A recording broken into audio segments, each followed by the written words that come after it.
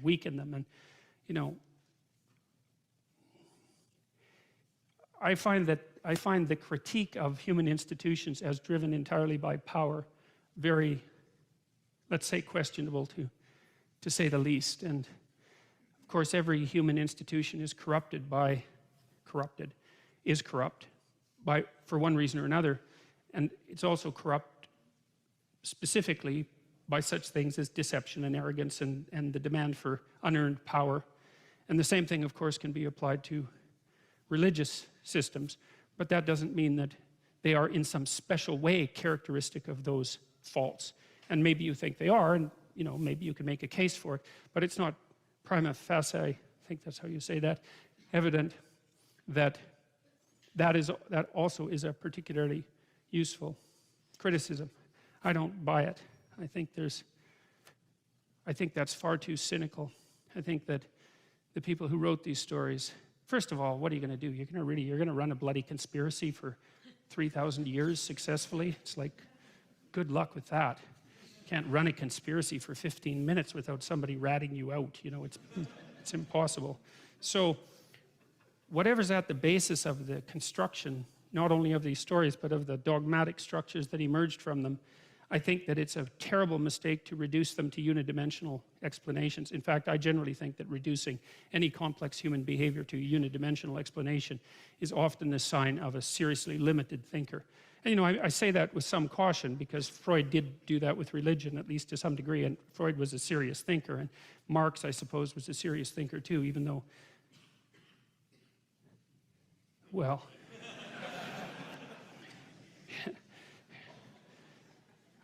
yeah, he's someone you just, if you have any sense, Marx just leaves you speechless. So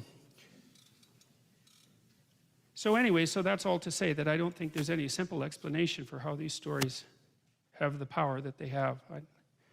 I really don't. I don't think you can reduce it to political conspiracy, that's for sure. I don't think you can reduce it to psychological infantilism. I think you can make a case, like I have, that they are repositories of the collective wisdom of the human race. I had an interesting letter this week from someone. I get a lot of interesting letters. I think I'm going to make an archive out of them and put them on the web at some point, with people's permission, obviously.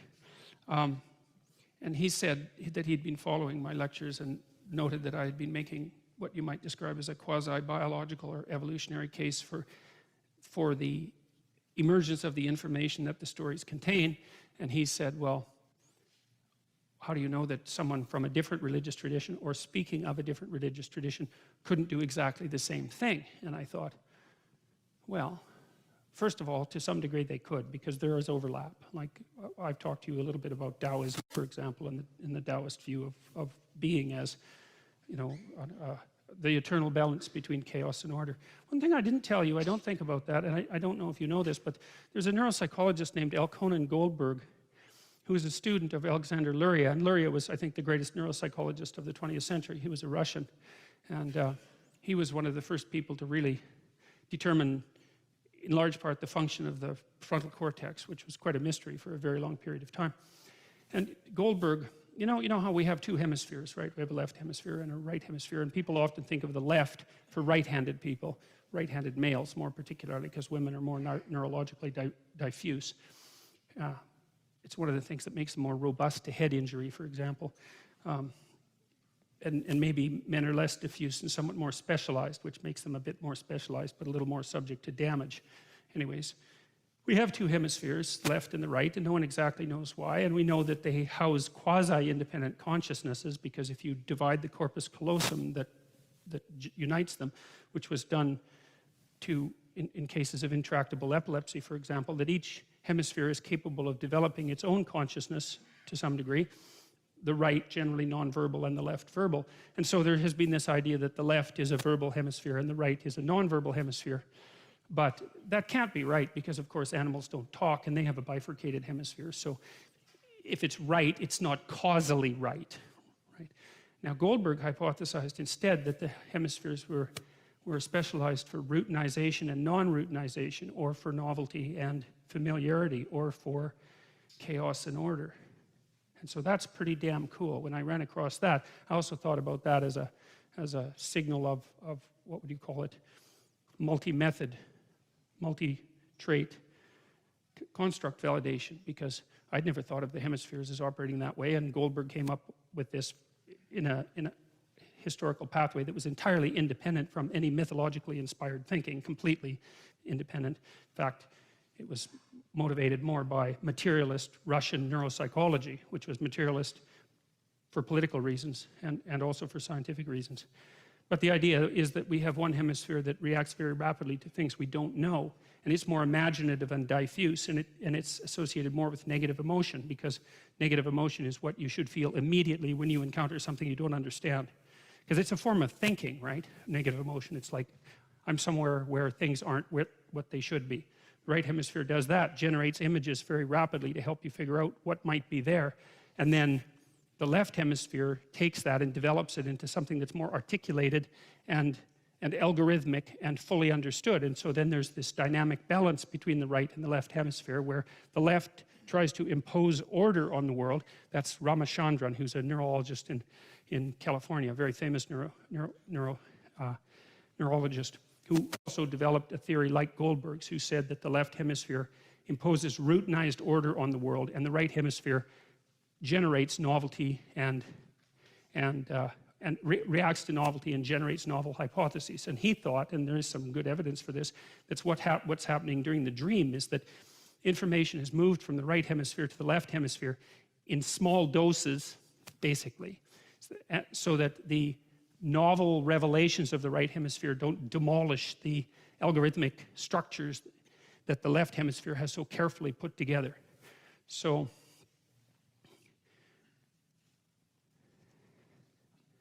and I like that theory too, because it also does help justify the hypothesis that I've been laying out for you, which is that, you know, there's part of us that extends ourselves out into the world and tries to understand what we don't know, and that part extends itself out with behavior and also with emotion and also with image, and then maybe with poetry, and then maybe with storytelling, and then as that develops, then we develop more and more articulated representations of that emergent knowledge. And so you can map that quite nicely onto the neurologists and the neuropsychologists' presumption about what constitutes the reason for the hemispheric differentiation. But the other thing that's so cool about the hemispheric differentiation argument, as far as I'm concerned, and this is worth thinking about, man, because it's a real, there's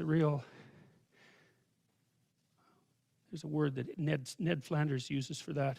Noggin scratcher? I think it's something like that. Anyways, you know, we do make the assumption that what it is that we are biologically adapted to is reality, right? It's actually an axiomatic definition, if you're a Darwinian, because nature is what selects. By definition, that's what nature is. It's what selects. And if the nature that selects has forced upon you a dual hemispheric structure, because half of you has to deal with chaos and half of you has to deal with order, then you can make a pretty damn strong inferential case that the world is made out of chaos and order. And that's really something to think about, man, you know. So you can think about that for a while if you want. So anyways, for whatever reason, there is a lot packed into these stories. And so let's investigate a couple more of them. We'll start with this story of Adam and Eve. Now, you may remember that the Bible is a series of books. Bible actually means something akin to library, and these books were written by all sorts of different people and groups of editors and groups of people who edited over and over across very, very large periods of time. So they're authored by no one and many at the same time. There was a tradition for a long time that the earliest books were written by Moses, but that's probably not technically correct, even though it might be dramatically correct, let's say, or correct in the way that a fairy tale is correct. And I'm not trying to put down fairy tales by saying that. But there's a number of authors, and the way the authors have been identified, tentatively, is by certain stylistic commonalities across the different stories, different uses of words, like the words for God, different poetic styles, different topics, and so forth. And people have been working for probably 200 years, roughly that, to try to sort out who wrote what and how that was all cobbled together. But it doesn't really matter for our purposes. What matters is that it's an aggregation of collected narrative traditions. And maybe you could say it's an aggregation of collected narrative wisdom. We don't have to go that far, but we can at least say it's aggregated narrative traditions. And that there was some reason that those traditions and not others were kept, and that there were some reasons, complex though they may have been, why they were sequenced in the order that they were sequenced. Because one of the things that's really remarkable about the Bible as a document is that it actually has a plot. And that's really something. I mean, it's sprawling and it goes many places, but the fact that something's been cobbled together over several thousand years, maybe 4,000 years, maybe longer than that if you include the oral traditions that preceded it, and God only knows how old those are, that collective imagination, part of the human collective imagination has cobbled together a library with a plot. And like I see the Bible as an attempt, a collective attempt by humanity to solve the deepest problems that we have. And I think those problems are the problems of, primarily the problem of self-consciousness. The fact that not only are we mortal and that we die, but that we know it. And that's the unique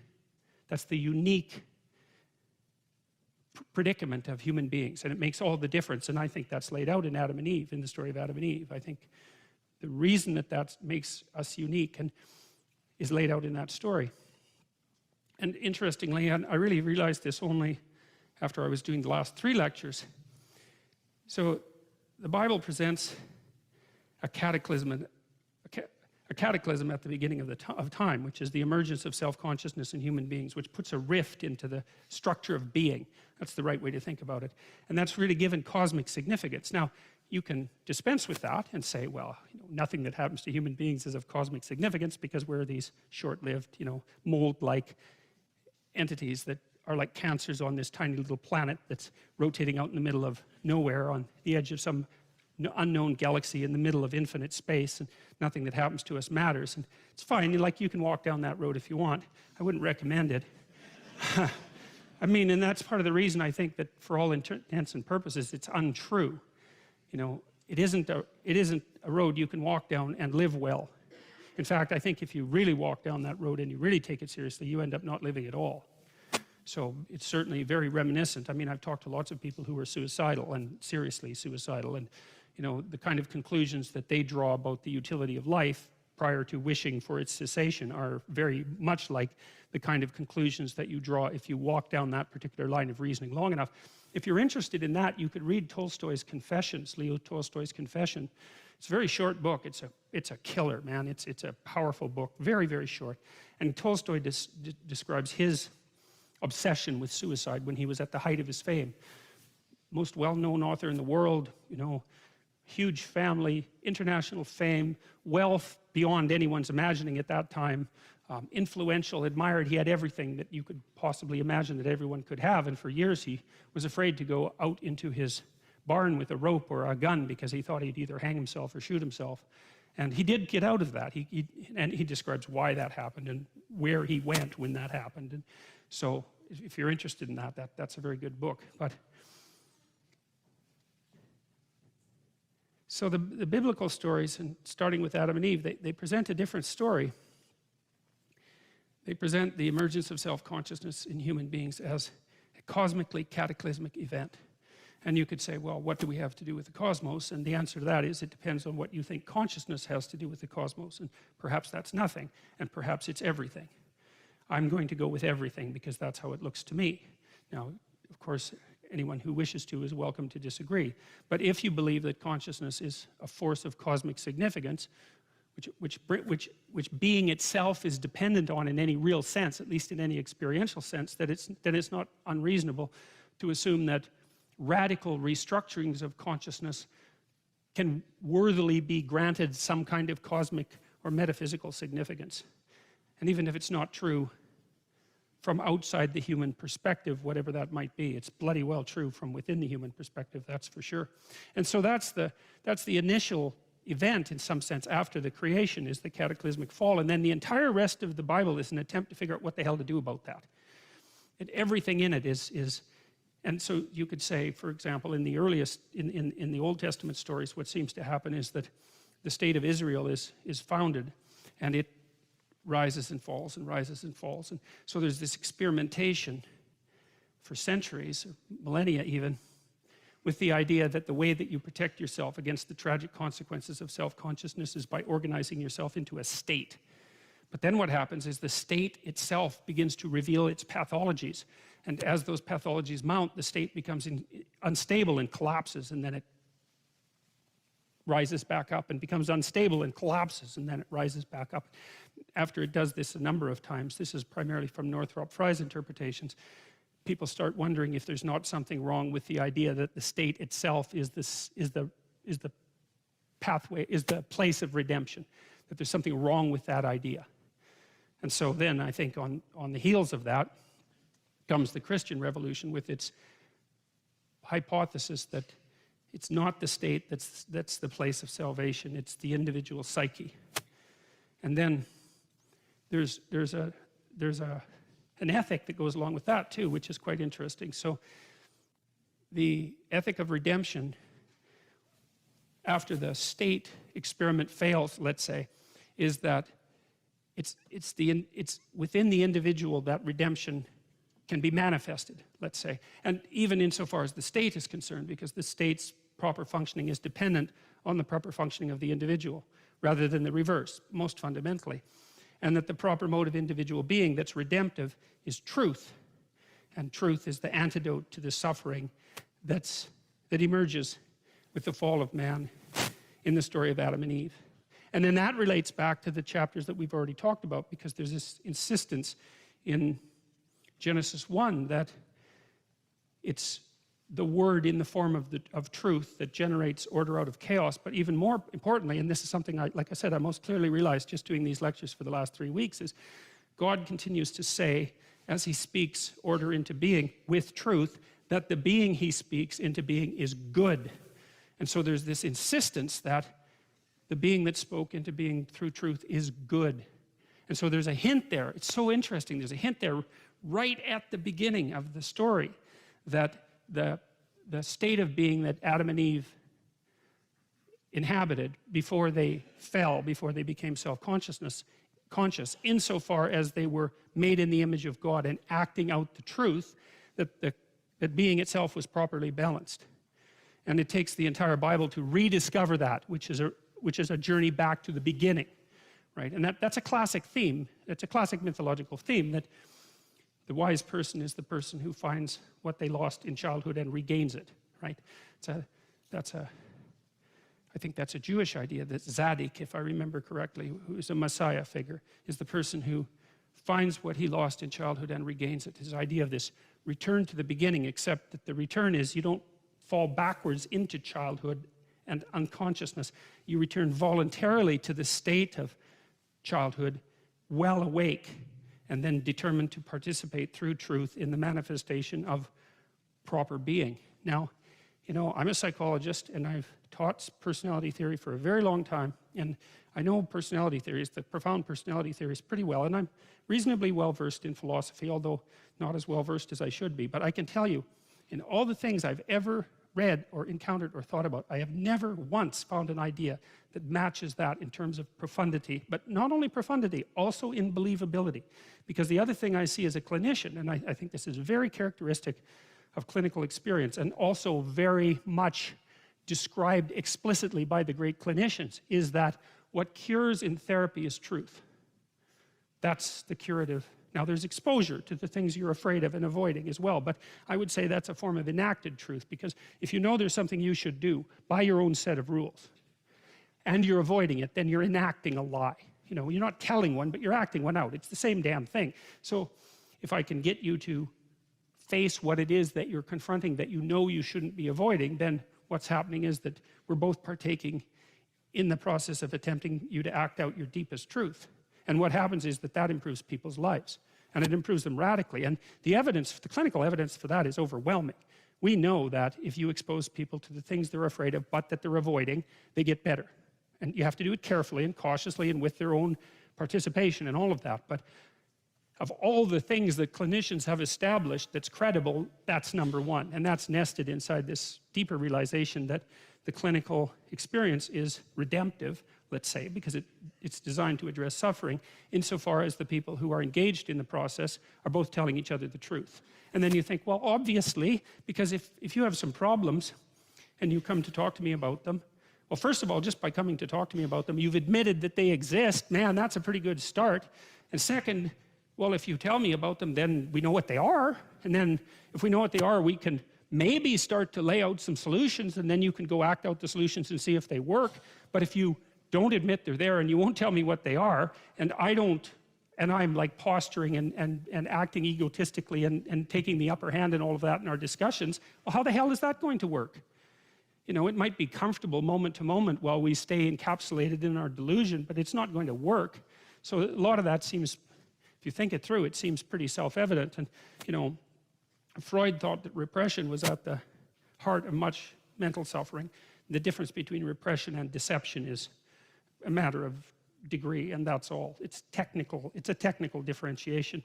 And Alfred Adler, who was one of Freud's greatest associates, let's say, and much underappreciated, I would say, he thought that people got into problems because they started to act out a life lie. That's what he called it, a life lie. That's worth looking up, because Adler, although not as charismatic as Freud, was very practical and really foreshadowed a lot of later developments in cybernetic theory. And of course, Jung believed that you could bypass psychotherapy entirely by merely making a proper moral effort in your own life. And Carl Rogers believed that it was honest communication mediated through dialogue that had redemptive consequences. And the behaviors believe that you do a careful microanalysis of the problems that are laid before you and help introduce people to what they're avoiding. It's like all of those things to me are just secular variations of the notion that truth will set you free, essentially. So you know, it's a pretty powerful story. And A, it's not that easy to dispense with, and B, the other thing is you dispense with it at your peril, because what I have seen as well is that the people that I've seen who've been really hurt have been hurt mostly by deceit.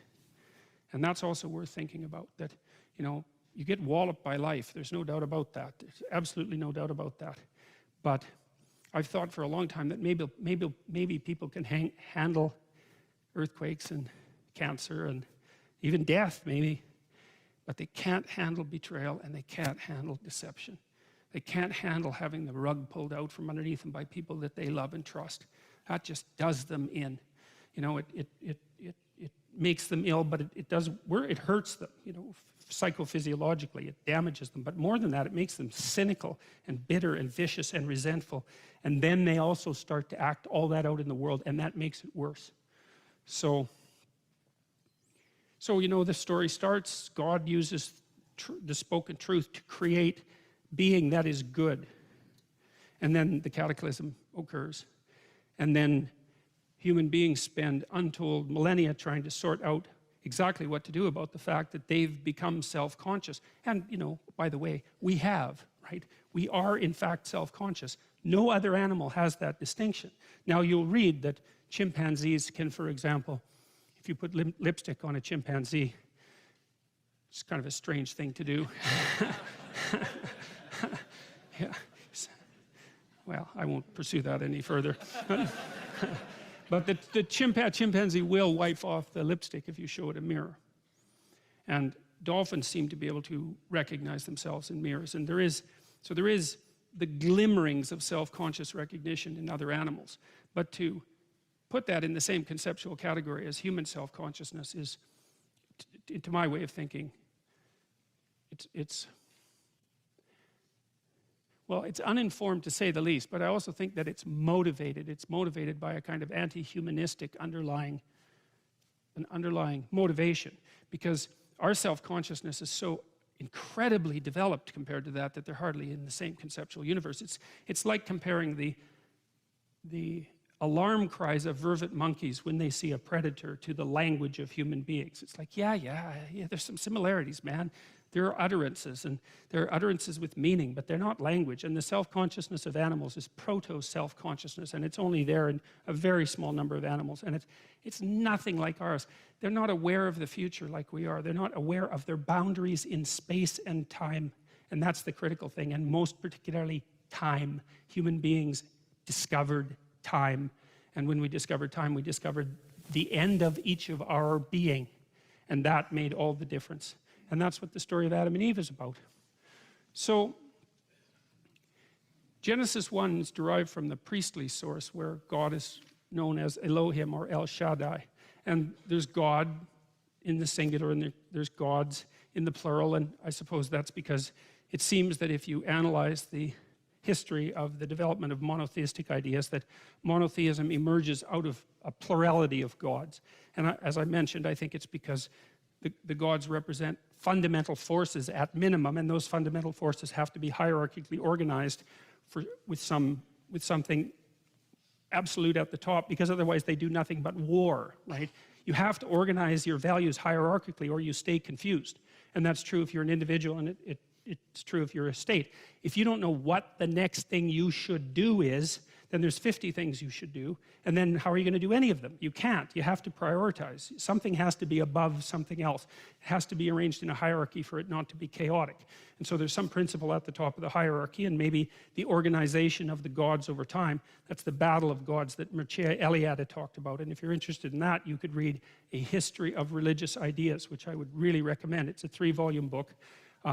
It's actually quite a straightforward read as far as these things go. And Eliade does a very nice job of describing how and even why polytheism tends towards monotheism. Even in polytheistic cultures, there's a strong tendency for the gods to organize themselves in a hierarchy with one god at the top. In a monotheistic culture, in some sense, all the other gods just disappear across time, and there's nothing left but the top god. But even in a polytheistic society, there's a hierarchy of power among the gods.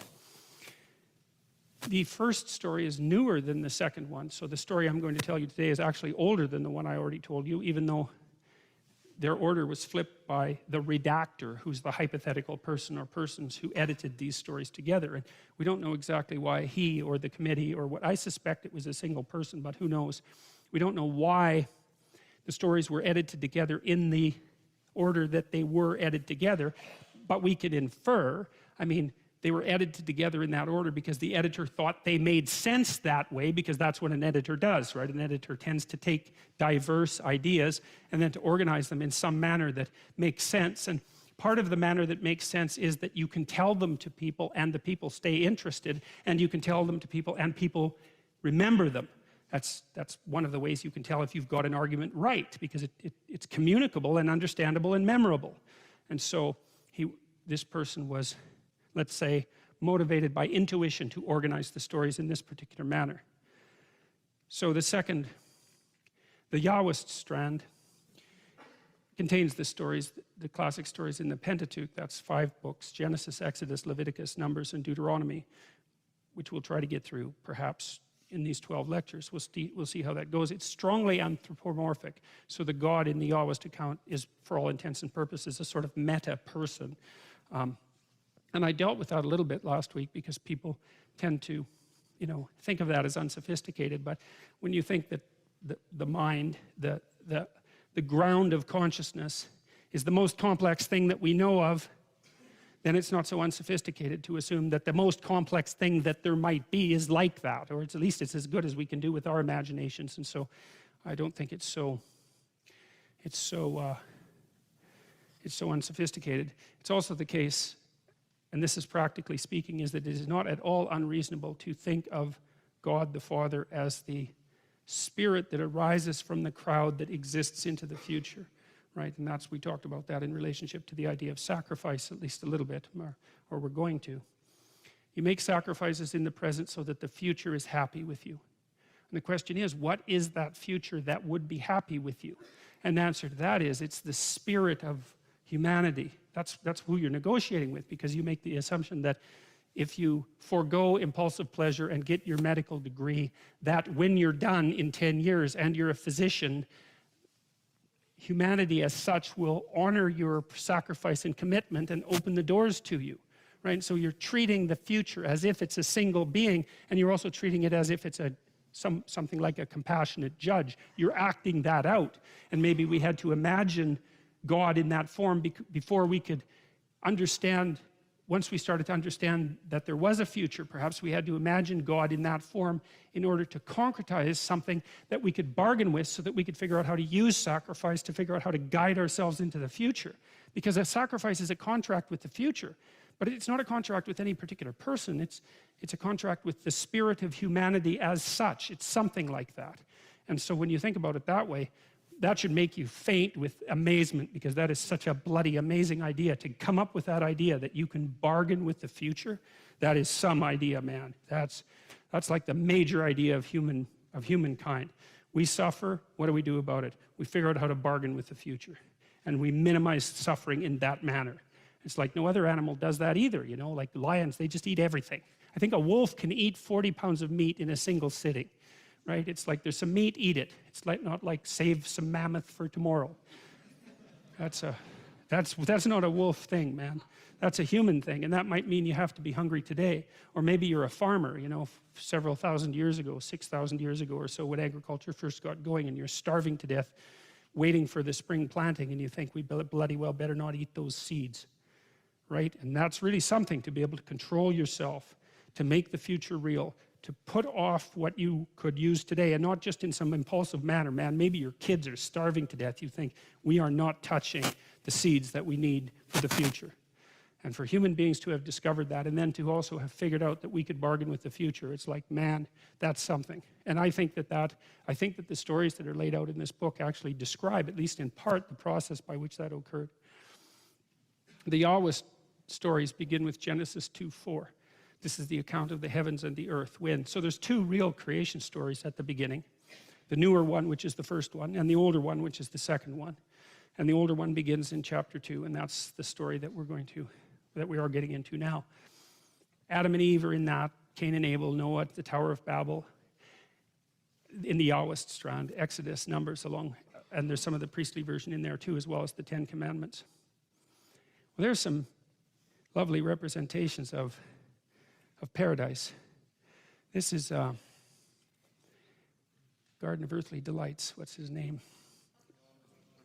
Say that. Bosch, yes. Hieronymus Bosch, yes. A crazy. I mean, how he didn't get burnt at the stake is absolutely beyond me. I mean, you know, some of you know about Salvador Dali. I suppose most of you do. I mean, Dali's a piker compared to Hieronymus Bosch, man. You could spend, because there's 3 pieces of this particular painting, you could spend a very bizarre and surreal month looking at that painting. I don't know what it was with Bosch, but he was some sort of creature that only popped up once, and probably for the best. And so there's been very many representations of paradise. I mean, God only knows what that is. It's like, I could probably guess, but I won't. And then look, I mean, that's the lion lying down with the lamb, right? So that's this idea that's maybe projected back in time, that there was a time, or maybe will be a time, when the horrors of life are no longer necessary for life itself to exist, right?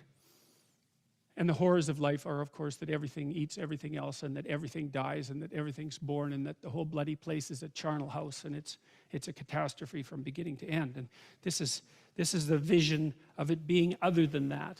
And you know, there's a strong idea. This was also implicit in the alchemical ideas, and I think it's also implicit in the scientific revolution, that human beings can interact with reality in such a way so that the tragic and evil elements of it can be mitigated, and so that we can move somewhat closer to a state that might be characterized, well, that's obviously imagistic, but it might be characterized by something like that, where we have the benefits of actual existence without all of the catastrophe that seems to go along with it. And Carl Jung, when he wrote about the emergence of alchemy, or the emergence of science from alchemy, he thought of science as being motivated by a dream, because for Jung, the dream was the manifestation of the instincts. It was the boundary between the instincts and thinking. He said, well, science is nested inside a dream. And the dream is that if we investigated the structures of material reality with sufficient attention and truth, that we could then learn enough about material reality to alleviate suffering, right? To produce the philosopher's stone, to make everybody wealthy, to make everybody healthy, to make everyone live as long as they wanted to live, or perhaps forever. That's the goal, to alleviate the catastrophe of existence. And that idea, the idea that mysteries, the solution to the mysteries of life that might enable us to develop such a substance, or let's say a multitude of substances, provided the motive force for the development of science. And Jung traced the development of that motive force really over 1,000 years. And if you're interested in reading his books on alchemy, which are extraordinarily difficult, and that's really saying something about Jung, because all of his books are difficult, and then the books on alchemy, they kind of take a quantum leap. That's actually a very small leap, so I shouldn't say that.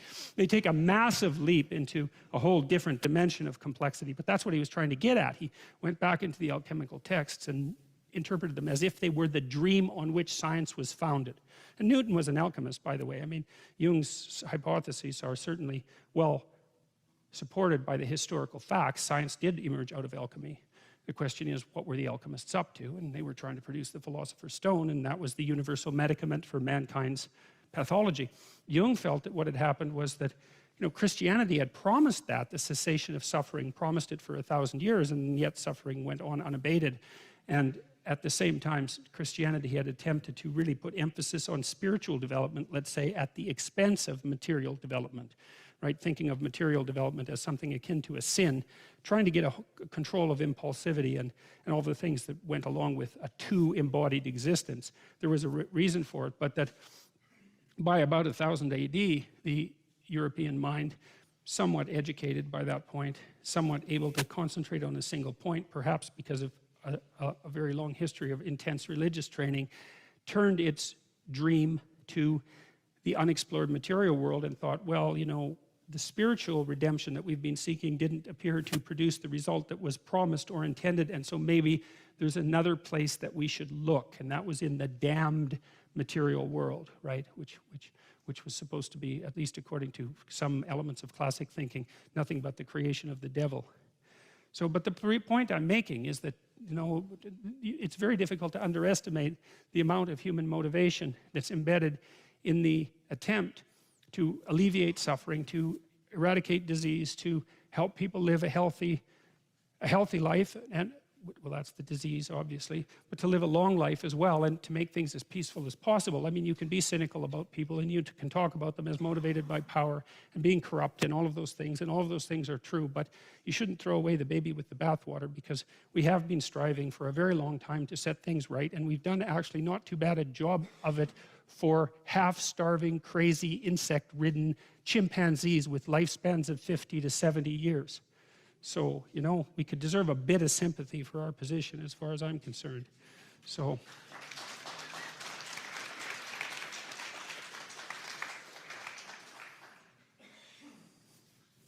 some other representations. This one I like, the one on the left. That's paradise. Paradise as a walled garden, and that's what paradise means. It's paradisa, which is, I don't remember the language. It's associated with Persian. Paradisa means walled garden. And why a walled garden? Well, it goes back to the chaos order idea. So this is where God puts man and woman after the creation in a walled garden. Well, the wall is culture and order, and the garden is nature. And the idea is the proper human habitat is nature and culture in balance. And so, well, we like gardens. Well, why? Because, well, they're not completely covered with weeds and mosquitoes and black flies, right? So they're civilized a little bit, but still within that civilization, nature in its more benevolent guise is encouraged to flourish, and people find that rejuvenating. And so the idea that paradise, the proper habitat of a human being, is a walled garden is a good one. And it's walled because, well, you want to keep things out, right? I mean, raccoons, for example, you want to keep those things out, man, even though it's impossible. And, you know, you don't want, well, there's all sorts of things you don't want in your garden, like snakes. Walls don't seem to be much use against them, but the idea that paradise is a walled garden is an echo back to the chaos order idea. Walls, culture, right? Garden, nature. So the proper human habitat is a properly tended garden. Now, the radical left-leaning, anti-theist environmentalists tend to make the case that the predations of the Western capitalist system are a consequence of the injunction that was delivered in Genesis by God to man to go out and dominate the earth. David Suzuki has talked a lot about this, by the way. They believe that that statement has given rise to our inappropriate assumption that we have the right to exert control over the world, and that that's what's turned us into these terrible predatory monsters, sometimes described as cancers on the face of the earth, or viruses that have inhabited the entire ecosystem, who are doing nothing but wandering everywhere and wreaking havoc as rapidly as we possibly can, which is another perspective on the essential element of humankind that I find absolutely deplorable. I mean, if you look at the historical record, for example, even casually, you'll find out that as late as the late 1800s, 1895 thereabouts, Thomas Huxley, who was Aldous Huxley's grandfather and a great defender of Darwin, prepared a report for the British government on ocean sustainability. And his conclusion was, fish away, guys, man. There's so many fish out there. The oceans are so inexhaustible that no matter how hard humanity tried for any number of years, the probability that we could do more than put a dent in what was out there was zero. Now, Huxley turned out to be wrong. He didn't realize that our population was going to spike so dramatically, partly because we got a little bit rich and our children stopped dying at the rate of like 60% before they were 1 year old. And, you know, we actually managed to populate the earth with a few people, but it wasn't really until 1960 or so that we woke up to the fact that there were so many of us that we actually had to start paying attention to what we were doing to the planet. And that's like, what, 50 years ago? Well, we've just started to develop the technology, the wherewithal to understand that the whole world might be well considered a garden, and we need to live inside the proper balance between culture and order, or culture and chaos. Before that, we were spending all of our time just trying not to die, and usually very unsuccessfully. So I don't agree with that interpretation of the opening sections of Genesis. I don't believe that it's given human beings the right to act as super predators on the planet. I think that instead the proper environment for human beings is presented quite properly as a garden, and that the role of people, and that's explicitly stated in the second story in Adam and Eve, was to tend the garden. And that means to make the proper decisions and to make sure that everything thrives and flourishes, and so that it's good for the things that are living there that aren't just people, but also good for the people too. So fine, I think we could at least note that that's a slightly different take on the story than the ultimately cynical interpretation that's so commonly put forward today. Now, inside that walled garden is a couple of trees, and Adam and Eve and some animals and all of that. And unfortunately, the tree happens to have a snake wrapped around it. Now, that's an interesting thing. We're going to talk about that a lot. And the snake in both of these representations says it's no ordinary snake. Say it's got a human head, and it's got a human head there too. So whatever that snake is, well, forget about looking at this from a religious perspective. Like, if you can, just imagine that you're an anthropologist and you've never seen this image before. It's like, what do you see? Well, you see walls, and you see a fairly pleasant enclosure, and then you see a tree, and people are eating from the tree, but the tree has a snake in it that has a human head. And so then you might think, well, what's a snake with a human head? And then you'd think, well, it's half snake and half human. That's hardly revelatory. It's just self-evident. So whatever that snake is isn't just a snake. It's snake and human. Or it's snake and partakes in whatever human beings are. And that's very important, so we'll consider that later. And you see the same thing here. And you see in this particular version, there's the head. This one also has wings. And so this is a winged snake, sort of like a dragon.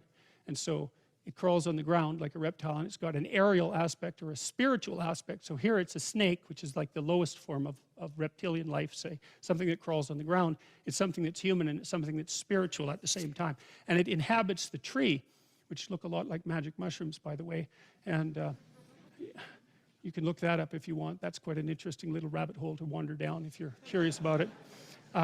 But there's an idea here too, is that there was something in the garden at the beginning of time that was like a snake, that was like a person, that was like something that was winged. It was something spiritual. So it's spiritual, human, and reptilian all at the same time. And it's the animating spirit of the tree.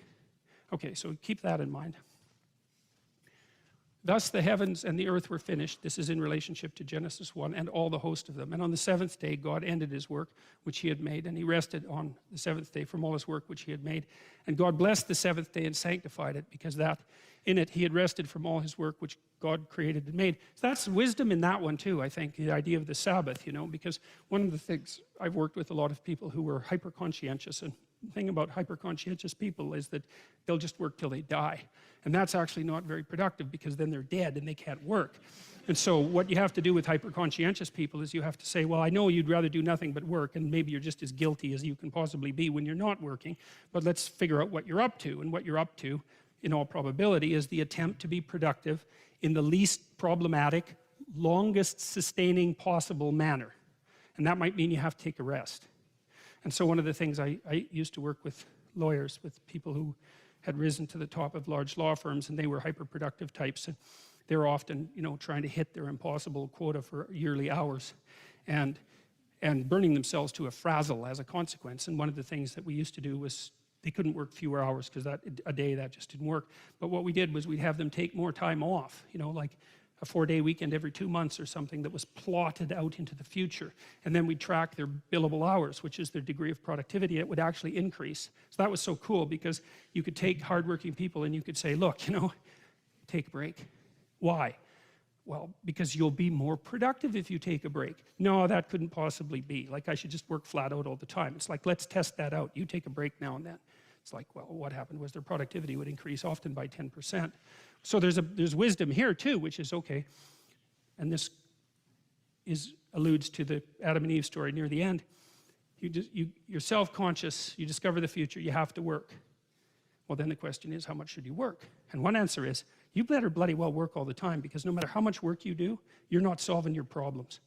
They're coming along, man. And you can stack up all the money you want, you can stack up all the wealth you want. It is not going to protect you in the final analysis. So you better be hitting the ground running, and you better run flat out all the time. Well, what happens if you do that?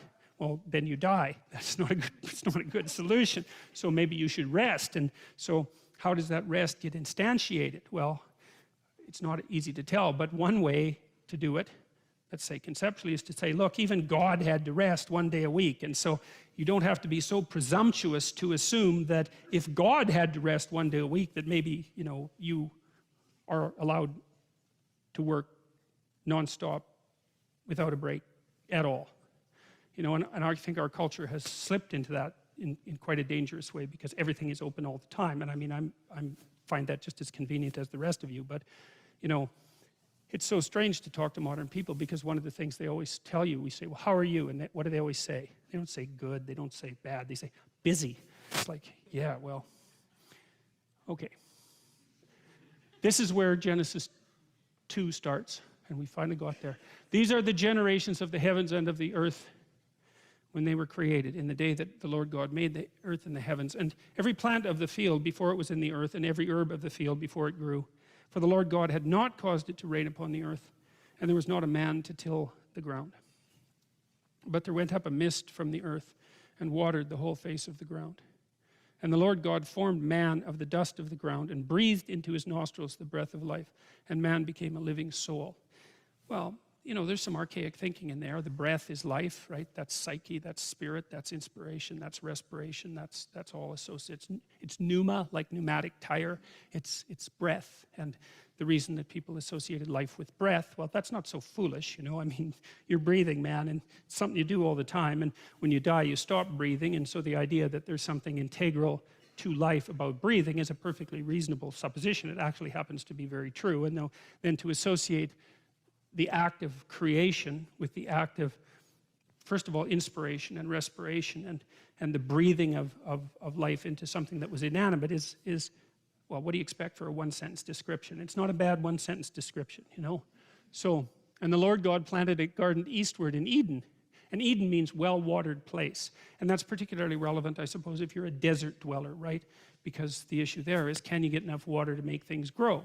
And so the walled garden, which is paradise, is also Eden, which is a well-watered place. And water has the element of chaos. We already saw that in relationship to Genesis 1, where the underlying chaos was often assimilated symbolically to water. And so the idea, too, is that a certain amount of chaos has to be brought into the order in order for it to be fruitful. And you can see that in the form of allowing in the water. And out of the ground made the Lord God to grow every tree that is pleasant to the sight and good for food. The tree of life also in the midst of the garden, and the tree of the knowledge of good and evil. So 2 trees are marked out among the rest. One is the tree of life, and one is the tree of the knowledge of good and evil. Now, you know when you read something like that, if you're thinking about it, that you're in a metaphorical space. Now, we've got to be careful about metaphors because, I could say and did that the chaos order idea is a metaphor, but then I also said, well, wait a second, it's a metaphor, but it's also what your brain is adapted to, and so, let's just not be pushing the idea that it's merely a metaphor too hard. And the same thing is happening here. These are metaphors, the tree of life and the tree of the knowledge of good and evil. But that doesn't exactly mean that they're mere metaphors, because sometimes, as I mentioned before, if you have a set of things and you abstract out from them a common element, you can make a strong case that the common element is more real than the set of things from which you abstracted it. That's the whole utility in abstraction. Why would you bother with it otherwise? If you can't take a set of things and say, look, there's something in common across this set of things that's more important than the differences between them, then you wouldn't bother abstracting at all. And so the tree of life and the tree of the knowledge of good and evil are abstractions. Now, one of the questions is, this is a tough one, man. I tried to figure out for a long time why a fruit and something you eat would be associated with the transformation of psychology, because that's basically what happens in the Adam and Eve story. Why would it be something that you eat? Now, Eric Neumann, who was one of Jung's students, had written a fair bit about this and got a fair ways with it. And he said, well, we've noticed forever that the act of eating, especially if you're hungry, especially if you're starving, produces a rapid spiritual transformation, right? I mean, some of you, this is worth knowing, you probably have a crabby partner or child, because everyone does. And one thing you might try is that if they get erratic during the day and, get all volatile about nothing at all, just give them something to eat. Really, I'll tell you, man, this solves, I do this with my clinical clients all the time. It's like, they say, well, I fly off the handle at the littlest things. It's like, okay, yeah, just try this for a week. When you're crabby and unreasonable, eat a piece of cheese or eat a peanut butter sandwich. Eat something that's high protein, high fat. And then just wait 10 minutes and see if you're sane. And you'll find out that you're sane after you eat so often that you just can't believe how crazy you are when you're hungry. Look, it's really absolutely bloody remarkable. So I'm telling you, try this. It'll especially if you don't eat breakfast. This will change your life. And so here's a practical bit of information for you too, for all of you antisocial types who are going to end up in prison. So if you're in prison and you want to go on parole, okay, so you have to go in front of the judge and tell him why you're not going to do it again. So here's the deal. It doesn't really matter what you did, and it doesn't really matter what you promise. What matters is whether you see the judge before lunch or after lunch. Because if you see the judge after lunch, the probability that you'll get parole is 60% higher. Yeah, right. That is just like... So never have an argument with your partner when you're hungry or when they're hungry, especially if you want something from them. It's like, here's a sandwich. They'll eat it, then they'll be happy. Then you can manipulate them. Before that, man, no.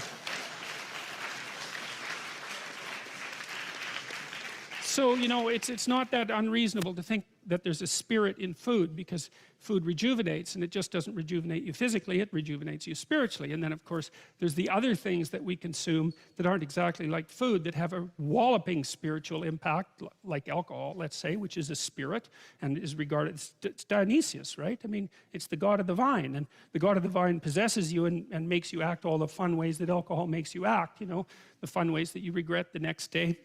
And so there's the spiritual element of that too.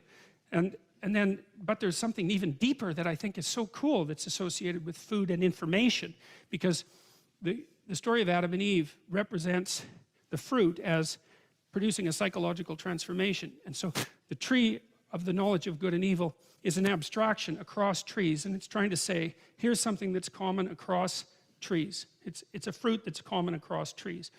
It's something like that. And so the fruit that's common across trees is something you might call food. Fair enough, that's a generalization. But here's something that's even more cool.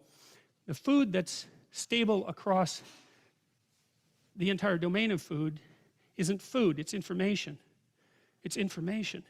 And we use the same bloody circuits in our brain to forage for information that squirrels use to forage for food, that animals use to forage for food. It's the same circuit. And why is that? Because we figured out that knowing where things is, knowing where the food is more important than having the food. And so knowing where the food is a form of meta-food. Information is a form of meta-food. And well, that's why we're information foragers. And so once you grasp that, and that idea is embedded into the story of Adam and Eve. So whatever it is that they ingest is a form of meta-food. It's information. And you know, we'll trade food for information, right? So if you're stuck on the edge of the highway and, you know, your hood's up and your going places thing has turned into a pile of junk that you don't understand, and somebody pulls up beside you and they're a mechanic and they point to something and say, well, just put that wire back on there, you'll immediately give them a sandwich, right? Or you'll offer them something in return, you know what I mean? Because they've provided you with information that has value. And it has value because it actually provides you with energy, because information provides you with energy, because otherwise why would we bother with it? And so food provides energy, but so does information. And so there's the idea of food that you abstract from everything you can eat, but then there's the idea of what you could abstract from all sources of food, and the answer to that would be information. And the trees that are being referred to in Adam and Eve are these meta trees. They're not ordinary trees, just like paradise is no ordinary place, just like Adam and Eve are no ordinary people, and just like the logos that God is using at the beginning of time is no ordinary conception. And they're not metaphors, they're more than metaphors. I think of them as hyper realities. It's something like that. They're more real than what you see. They're more real than the reality that presents itself to you. And lots of things are like that, right? Numbers are like that. We wouldn't think or abstract if there weren't things that were more real than what we can see. So what's most real? Well, that's partly what we're trying to figure out. And out of the ground made the Lord God to grow every tree that is pleasant to the sight and good for food. The tree of life also in the midst of the garden, and the tree of knowledge of good and evil. And a river went out of Eden to water the garden, and from thence it was parted and became into 4 heads. That's produced a tremendous amount of speculation. Now, you know, the Garden of Eden is also the holy city. That's another way of thinking about it. Or it's Jerusalem, right? Or it's the ideal state, which could be the ideal city, or it could be an ideal state of being, or it could be the ideal psyche, or it's all of those things stacked up at the same time.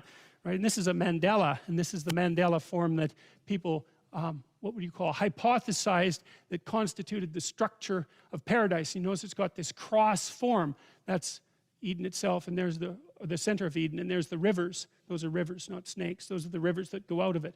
And they're turned into these Mandela images that are representative of what Jung described as the self, which would be the center element of being that he associated, of conscious being that he associated with divinity, I would say, but also with the idea of the holy city. And so I'm just showing you that to show you where the imagination has taken ideas of paradise.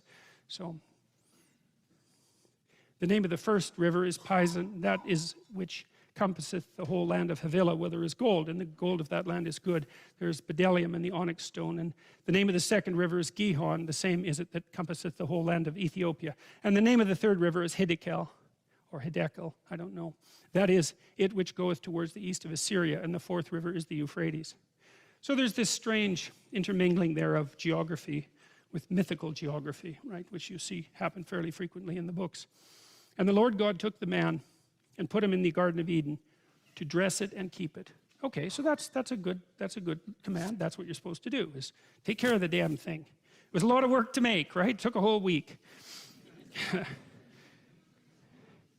And the Lord God commanded the man, saying, of every tree of the garden thou mayest freely eat, but of the tree of the knowledge of good and evil thou shalt not eat of it, for in the day that thou eatest thereof thou shalt surely die. Well, there's this bunch of questions there that people have been puzzling over for a long time. God, he's a tricky character in the story of Adam and Eve. It's like, well, okay, if we can't eat the damn thing, well, why put it in the garden to begin with? That would be one question.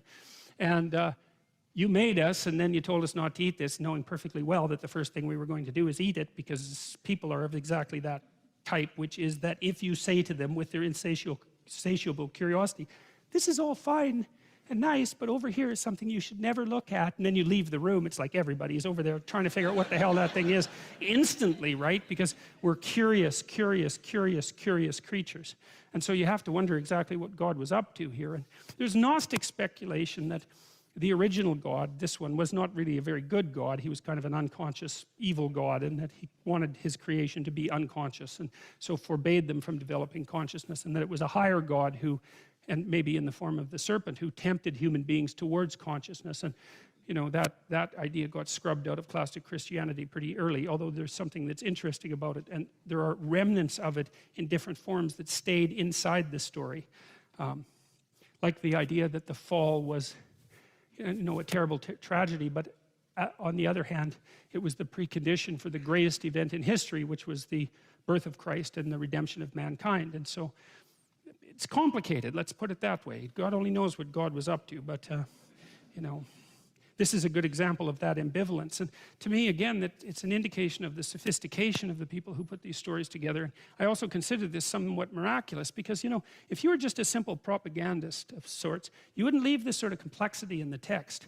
You just get rid of that, because if you're a propagandist, everything is supposed to make sense along the ideological plane, and here God's supposed to be good. It's like, well, we better get rid of that line because something's up with it and it isn't obvious what it is. But that isn't what people did, and to me that indicates that they were doing two things. Is they were trying not to be too careless with the traditions that they were handed.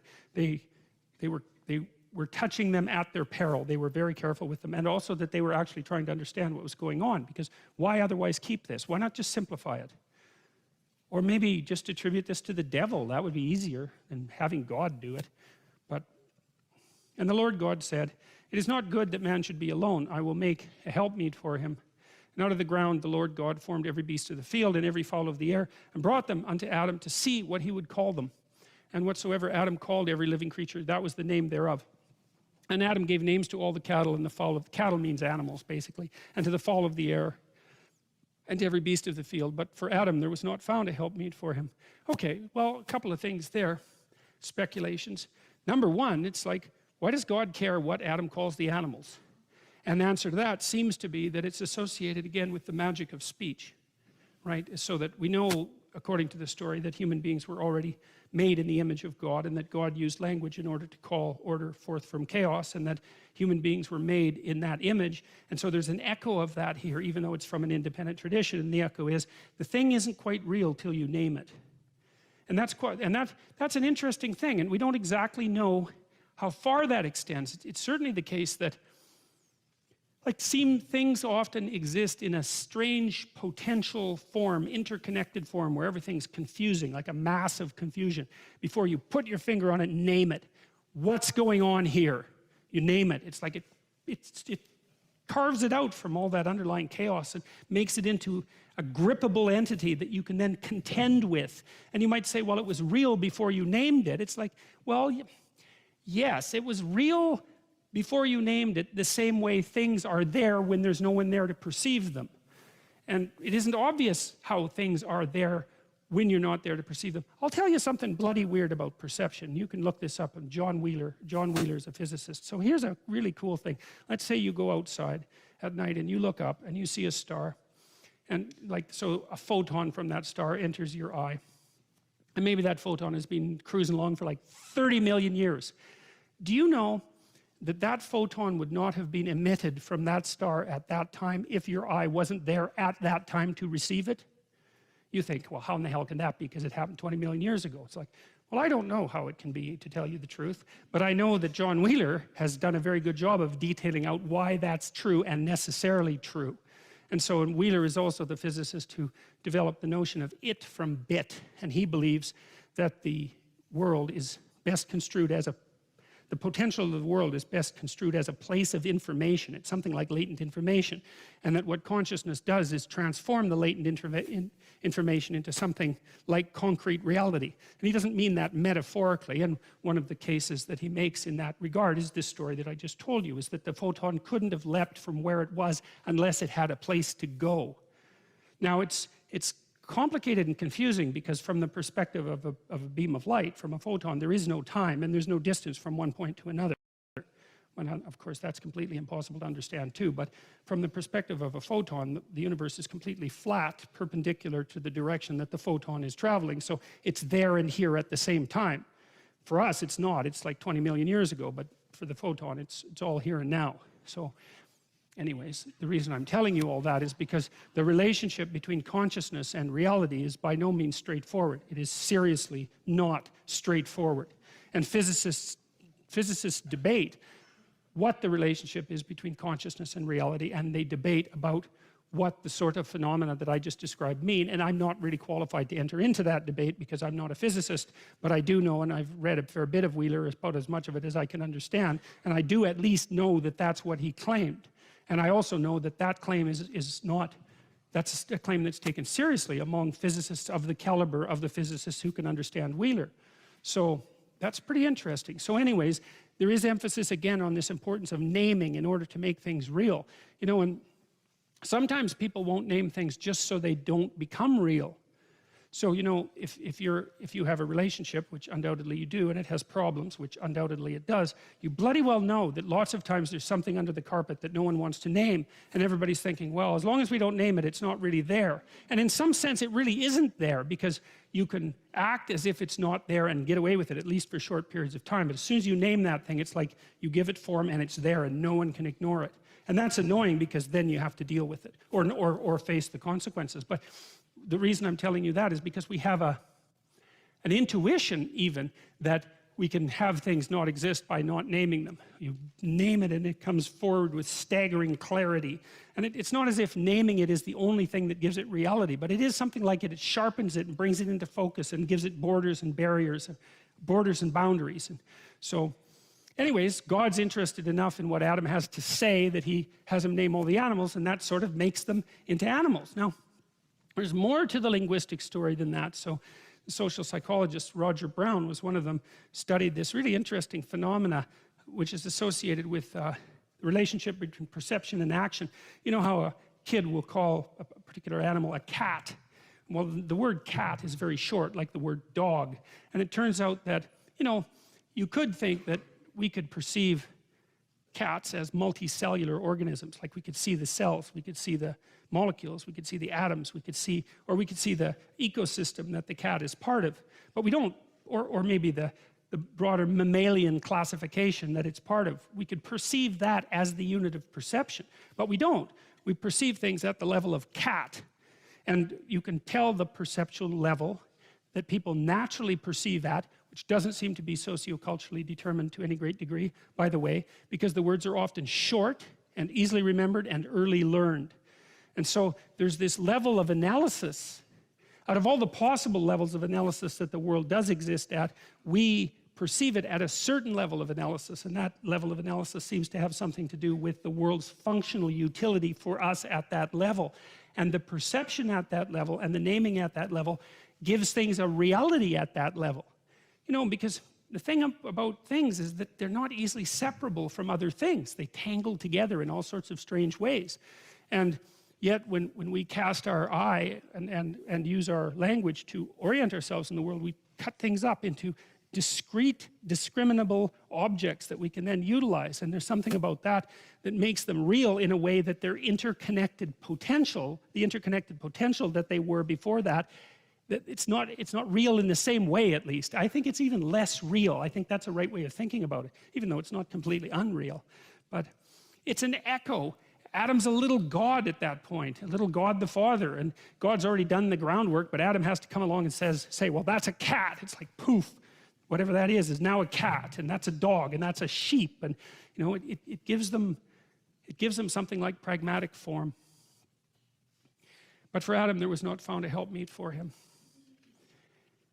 And the Lord God caused a deep sleep to fall upon Adam, and he slept, and God took one of his ribs and closed up the flesh instead thereof. And the rib which the Lord God had taken from man made he a woman, and brought her unto the man. And Adam said, this is now bone of my bones and flesh of my flesh. She shall be called woman, because she was taken out of man. Therefore shall a man leave his father and his mother, and shall cleave unto his wife, and they shall be one flesh. That's a walloping statement to put in there at the end of those three sentences. I mean, the therefore comes as somewhat of a surprise, but there's an injunction there. Well, it's a good injunction, man. I'll tell you, people who don't do that, they have a hell of a time in their marriage.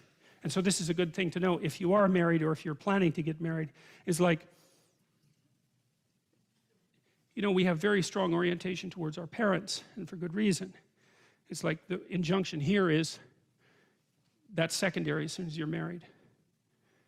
And failure to do that makes your marriage collapse.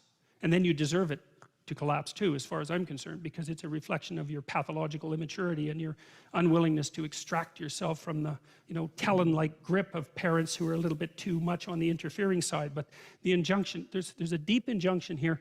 It's very complicated. So one of the ideas is that the original Adam wasn't a man, like a separate man. It was more like a hermaphroditic being.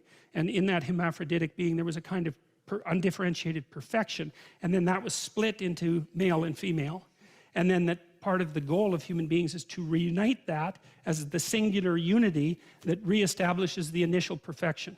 And that's actually the goal of marriage from a spiritual perspective, and you could read about that if you read Jung, because he wrote quite a bit about that. It's lovely, it's such a good idea.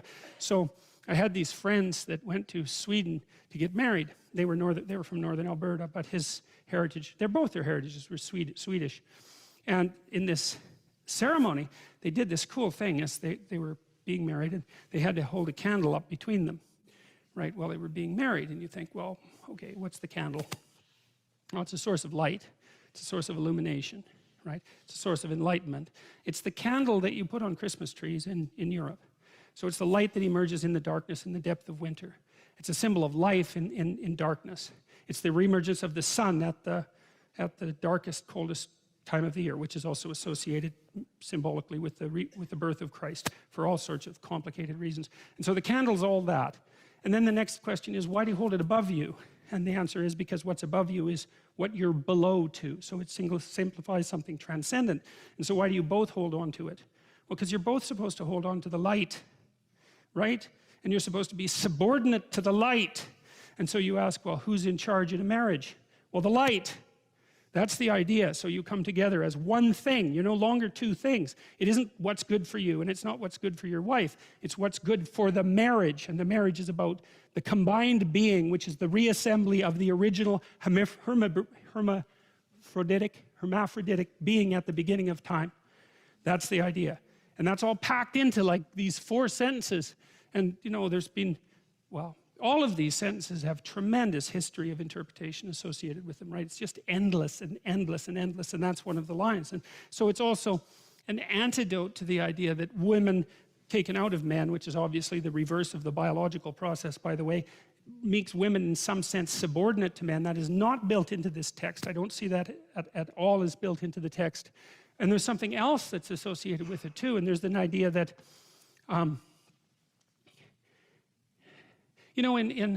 in Sleeping Beauty, Sleeping Beauty goes to sleep.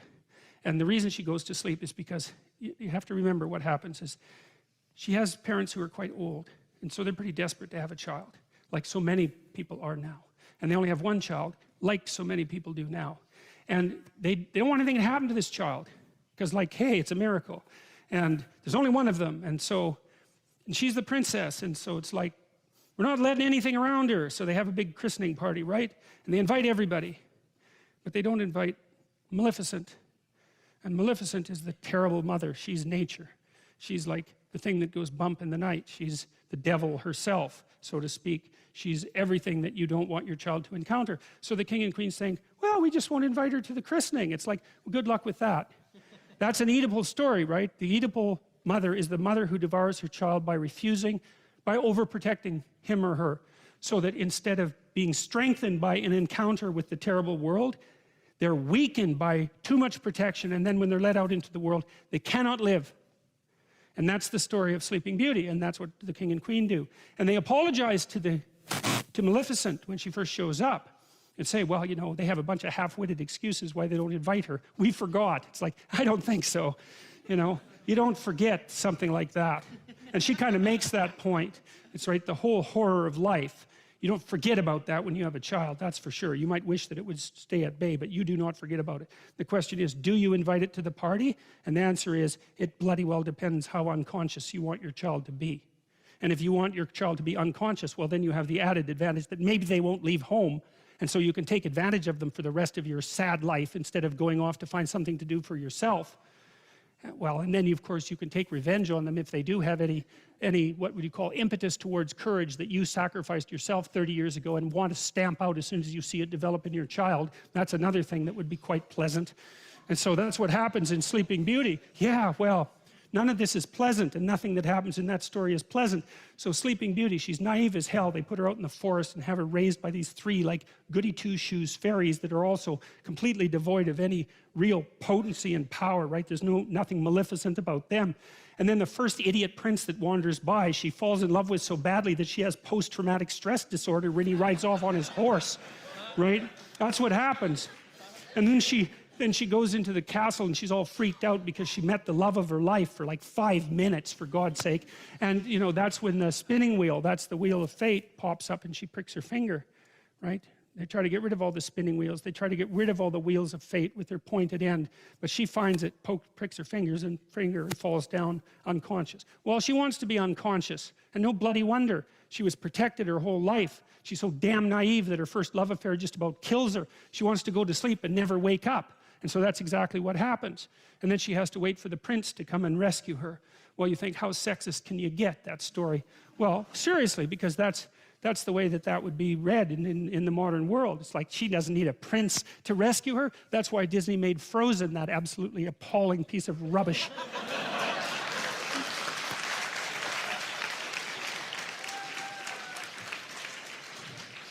So, you know, you can say, well, the princess doesn't need a prince to rescue her, but you know, that's a boneheaded way of looking at the story, because the prince isn't just a man who's coming to rescue the woman. And believe me, he's got his own problems, right? He's got a whole goddamn dragon he has to contend with. But the prince also represents the woman's own consciousness. The consciousness is presented very frequently in stories as symbolically masculine, as it is with the logos idea. And the idea is that without that forward-going, courageous consciousness, a woman herself will drift into unconsciousness and terror. And so you can read it as, well, the woman who's sleeping needs a man to wake her up. And of course, just like a man needs a woman to wake him up, it's the same damn thing. That's the dragon fight in Sleeping Beauty. But it's also the case that if she's only unconscious, all she can do is lay there and sleep, like the sleep of the naive and damned. She has to wake herself up and bring her own consciousness, her own masculine consciousness into the forefront so that she can survive in the world. And of course, women are trying to do that like mad, but that's partly what's represented in a story like that. And that's partly what's implicit in this idea, is that unless the woman is taken out of man, so to speak, then she isn't a human being. She's just a creature. And that's partly what's embedded in this story. So you don't want to read it as a patriarchal, you don't want to read anything that way. It's so, really, yeah, I won't bother with that, but really we can do better than that, man. Therefore shall a man leave his father and his mother and shall cleave unto his wife, and they shall be one flesh. It's like, yeah. The other thing about marriage, this is really worth knowing too, is that I learned this in part from reading Jung. It's like, what do you do when you get married? That's easy. You take someone who's just as useless and horrible as you are, and then you shackle yourself to them. And then you say, we're not running away, no matter what happens. Yeah, well, that's perfect, because then you don't get to run away. And the thing is like, if you can run away, you can't tell each other the truth. Because if you tell someone the truth about you and they don't run away, they weren't listening. And so if you don't have someone around that can't run away, then you can't tell them the truth. And so that's part of the purpose of the marriage. It's like, okay, I'll bet on you, you bet on me. It's a losing bet, we both know that. But given our current circumstances, we're unlikely to find anyone better. That's for sure. You know, there are two things that come off of that. One is, you know, people are waiting around to find Mr. or Mrs. Right. It's like, here's something to think about, man, to put yourself on your feet right. If you went to a party and you found Mr. Right, and he looked at you and didn't run away screaming, that would indicate that he wasn't Mr. Right at all, right? It's like the old Nietzschean joke, if someone loves you, that should immediately disenchant you with them. Right, or it's the Woody Allen joke, I never belonged to a club that would take me as a member. So that's a very interesting thing to think about. And so you're going to shackle yourself to someone who's just as imperfect as you are. And then the issue is you might be in a situation where you can actually negotiate, because you might think, well, there's some things about you that aren't going so right, and there's some things about me that aren't going so right, and we're bloody well stuck with the consequences for the next 50 years. So we can either straighten this out, or we can suffer through it for the next 5 decades.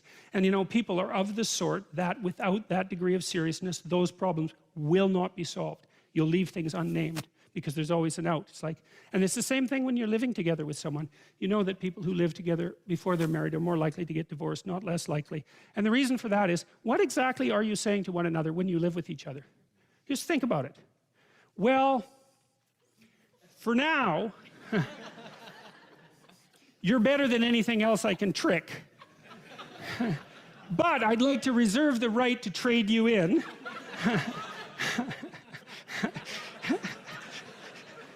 Conveniently, if someone better happens to stumble into me.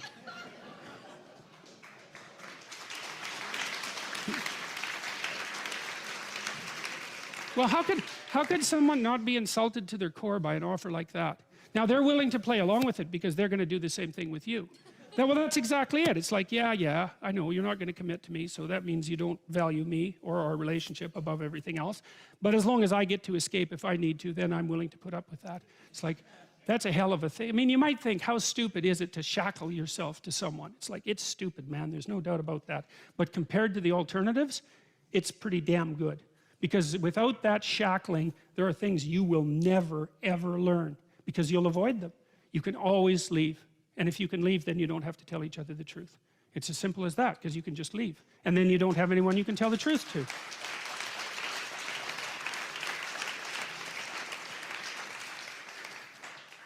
So there's some representations of the idea of the original. It's not, this isn't all Adam. This is an old Chinese symbol. I think it's Faxianua, although I think I have the pronunciation wrong, but it's really cool. See the snakes down here?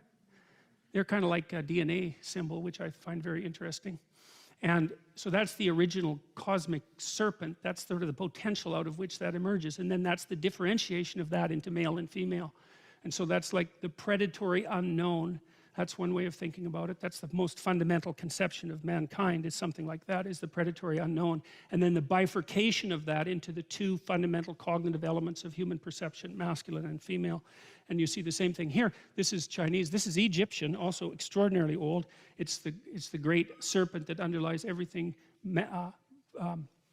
bifurcating itself into Isis, queen of the underworld, and Osiris, king Pharaoh, king of order. You see the same thing in an old alchemical symbol. I love this one. It looks quite a lot like the little thing that Harry Potter chases around, eh? Yeah, and that's not accidental, by the way, because the seeker is the thing that chases this, and the seeker that chases this and catches it wins. And that's a really old idea, and how the hell J.K. Rowling knew that, I cannot figure out, because that is a very, very archaic symbol, arcane symbol. On Google, it's called the round chaos. And the only reference to the round chaos that I can find on Google is on my webpage. And so I have no idea how Rowling came up with that. I mean, I know she looked at a lot of old texts, but the idea that if you play the metagame and you catch this, you win all the games is exactly right. And that's the motif for, what's the name of that? Quidditch. Yeah. So there's the potential. That's like the potential out of which God made the world at the beginning of time. And what emerges out of that is some kind of, that's the dragon, you know, in the dragon fight. That's partly the serpent that's in the Garden of Eden. And then that's the manifestation of masculine and feminine out of that. Potential, predatory, unknown, masculine and feminine. It's like a single representation of the evolutionary history of human cognitive consciousness. So cool. And that's also an image of the ideal. It's the union of sun and moon, and it's this hyper creature, hermaphroditic, that's also the Adam and Eve that existed at the beginning of time before the fall. And it's the purpose of marriage. All of that as a sacrament, all of that in these images, it's just absolutely unbelievable what images can pack into them. And there's some more classical representations of Eve being extracted from Adam. And this is a cool line. And they were both naked, the man and his wife, and were not ashamed.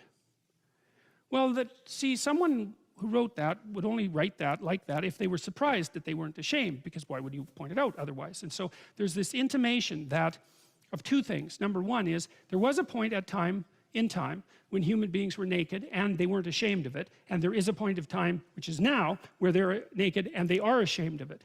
And then the question is, well, what's the association with nakedness and shame? And that's also often given a sexual connotation in classic interpretations of the Adam and Eve story, because of its association with nudity, I presume. But I think it's a lot more complicated than that. So you think, I noticed my daughter, she probably won't be very happy that I'm revealing this in this lecture, but my daughter was never really concerned about nudity when she was a little kid. It was all the same to her one way or another. But my son, by the time he was 3, man, that kid was private.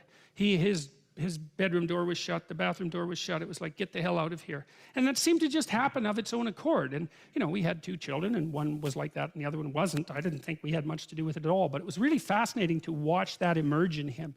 And, you know, that sense of self-consciousness does seem to emerge in children somewhere around the age of 3. And, you know, that's generally also when we start thinking that maybe having your baby wander around naked on a beach isn't exactly the best idea. There's something like that. It's the nudity in children is generally okay under some circumstances in public display. We seem to think of that as merely, it's acceptable. Why? I don't know. Why it stops being acceptable, well, that has something to do with sexuality, obviously, but it's a very complicated phenomena. But, you know, the whole nudity thing is a very complicated thing. I mean, first of all, people are kind of strange because we're hairless, roughly, you know, compared to most animals. And we don't know why that is. Some people think it's because we lost our hair when we were wandering around in the desert, running around in Africa, because we're really, really good runners. We can run down animals, say. Like a human being in good shape can run a horse to death in a week. We can really run, man. And a lot of our ancestors, the Kalahari Bushmen, still do this. They just run an animal for like, till it dies. And the bushman doesn't die. I mean, they also sometimes shoot them with poison arrows, but they can just run them until they die.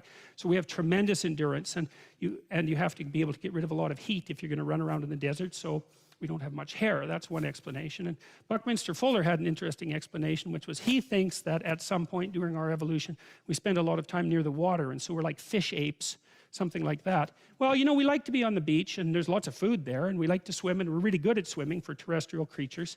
And we cry salt tears like some sea-going creatures do, and women have a layer of subcutaneous fat like some sea-going creatures do. And we have kind of, our feet, which are very odd things, are kind of good for flapping in the water, although we can also walk with them. And so he thought that maybe that adaptation was to a water existence like seals and so forth. Like we kind of went back to the ocean, but not quite. And so, but anyways, the evolution of that, hairlessness is an interesting thing, but it certainly does make us exposed to the world in a way that animals that have a covering of fur aren't. And then we're upright, which is very strange because most animals aren't. They're on all fours, and so their very vulnerable parts are protected and not exposed to view. And then, of course, when you're standing up nude, let's call it your psychophysiological quality is on painful display, right? And people complain about that all the time. You know, if you look at the feminist tack, for example, on beauty, the idea that women have eating disorders is directly attributed to the presence of too many beautiful women on the cover of magazines, something like that. Even though women buy those magazines and they're attracted to them, and their mood goes up when they purchase them. And if the stimulus was negative, the women would avoid the magazines and not buy them. So as a theory, it's a very, very bad one. But it's still the case that, you know, it's still the case that standards of beauty shame people, and that's for sure, and everyone, because if you're not ugly now, man, you're going to be at some point in your life.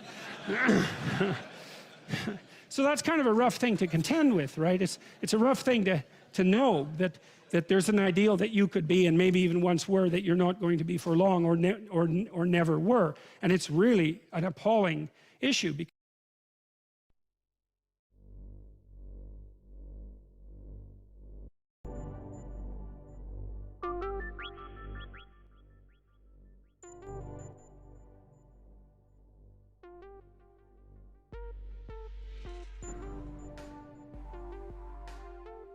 Hey, hello.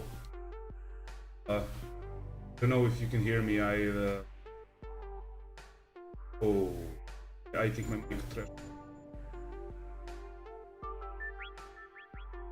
Give me a sec.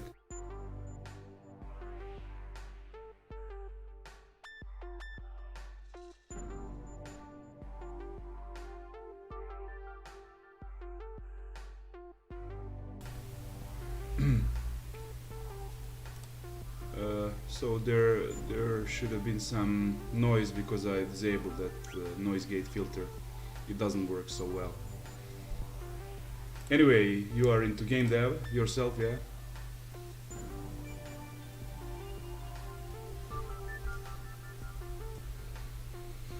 An idle game developer. Oh, nice. For cell phones, yeah? For mobile platforms.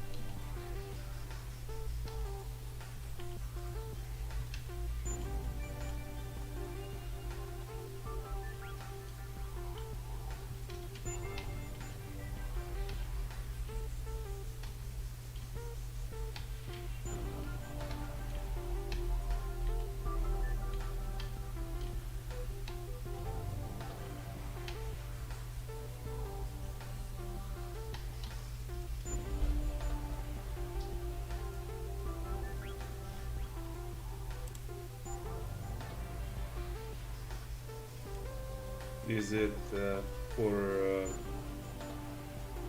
mobile phones? Yes.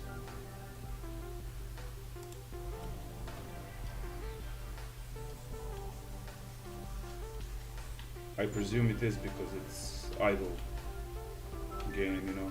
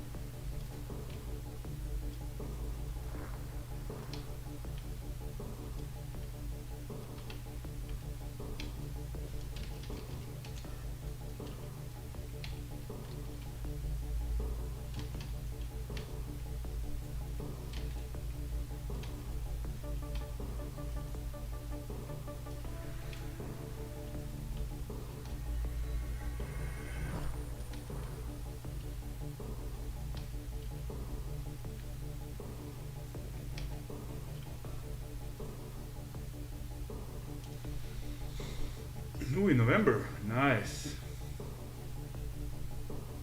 Yeah, it's okay. It's okay. Don't worry.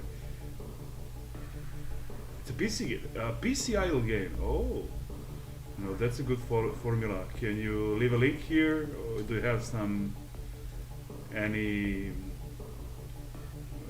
part of visual presentation so I can take a look? You know.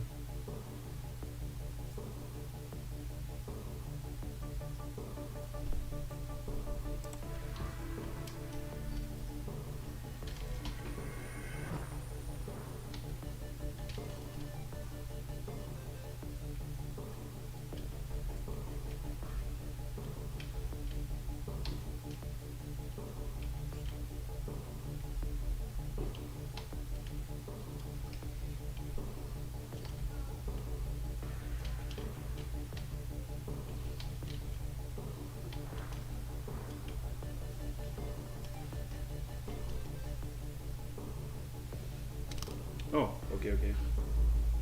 Well, did you consider like making game development process more public? Because I think that's actually a good stuff, you know. Back in the few projects we developed a few games in more private, you know, ambient, and I think that's actually not so good, you know, for the organic promotion of the project itself, you know. But whatever is the best for you, you know. I guess it depends.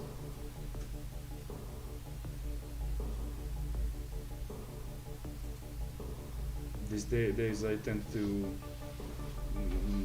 let out everything that I'm working on more public, you know, to be. I'm looking at game graphics for the past year. Yeah, so are you also an artist in a way, or are you more focused towards programming and art comes as a necessity for the project?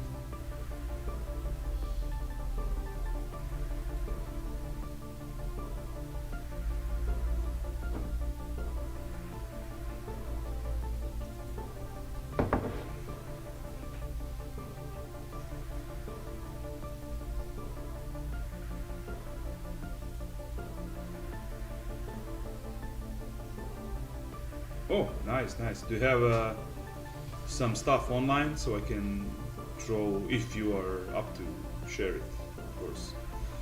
If you're not, I will understand.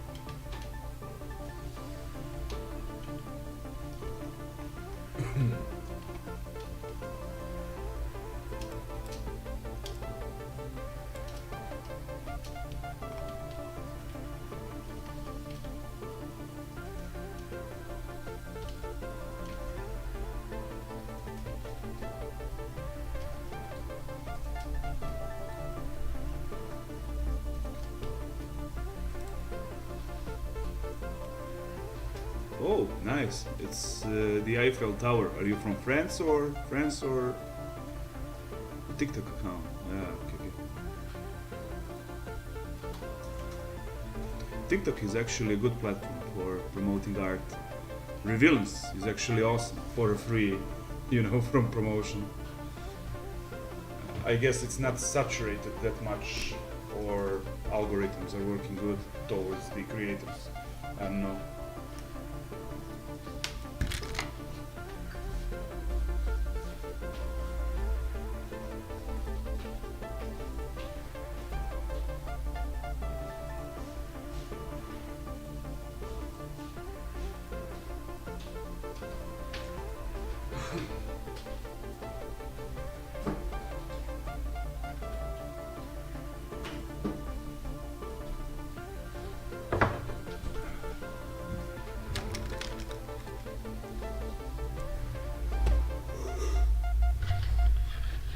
I'm a bit tired.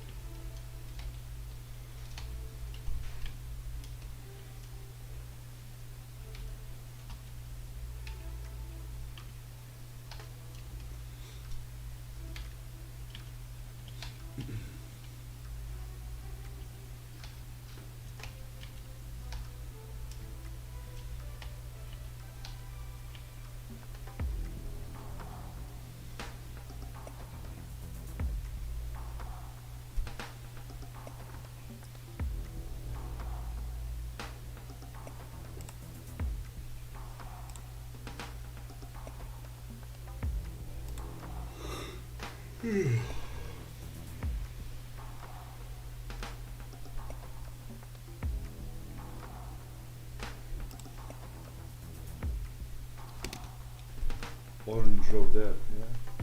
Nice. Okay, let me follow you on TikTok so I will be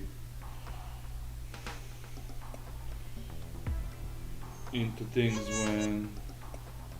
when you release some content. Orange Road there. Is that the name of your future studio, Orange Road?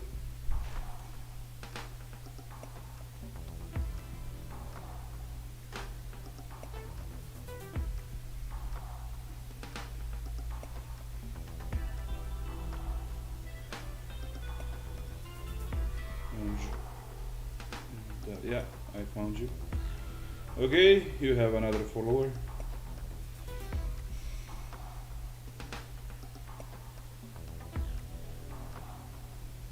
Ron is life. Is that the name of the game? Ron is life.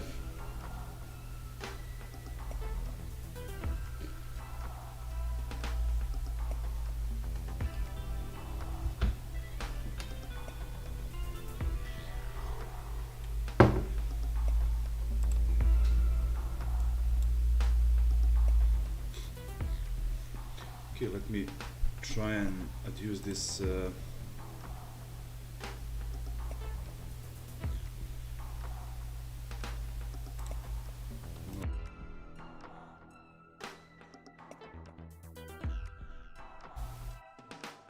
Lala. Tell me if words are cutting off because I don't know if this noise gate filter is working actually.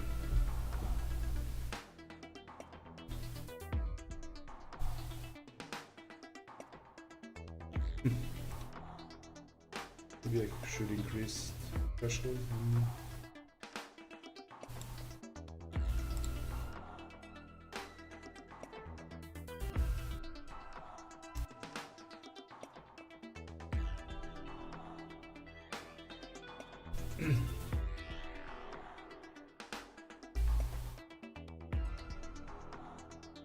Hey, you're welcome. You're welcome.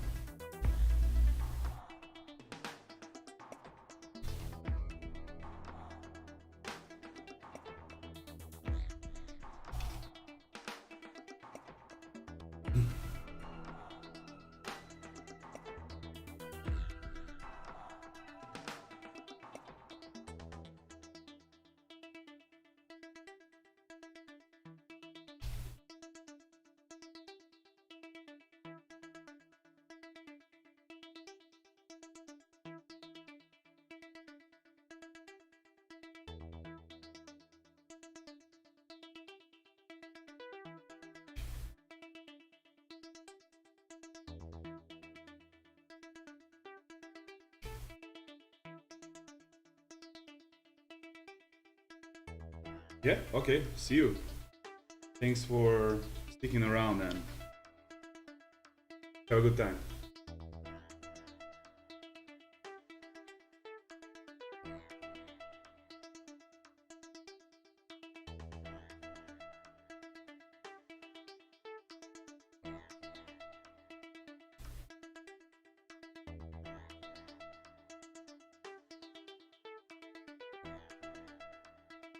I hope this noise gate is good.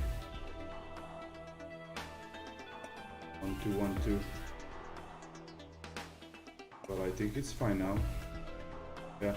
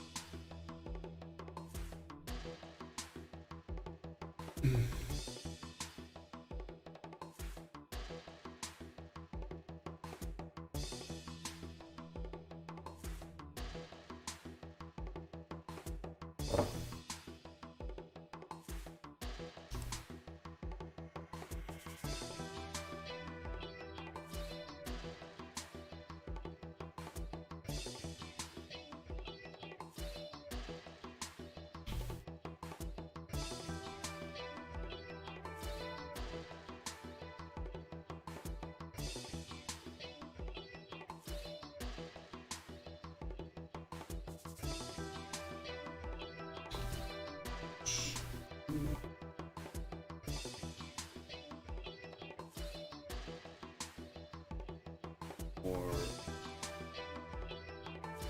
5. here.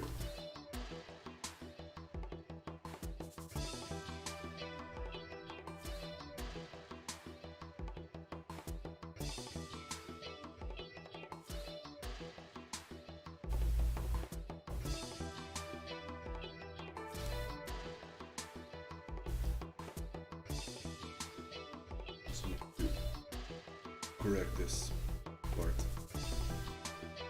because it looks like this building is going to collapse.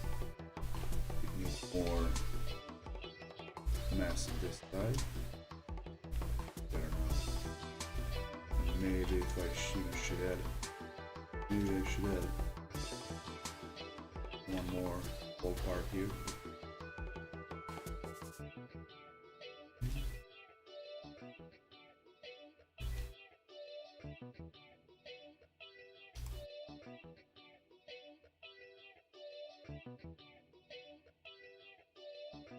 Here. Try to add the roof.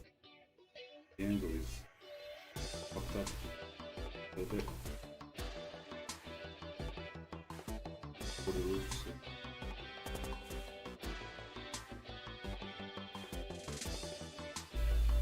Let me.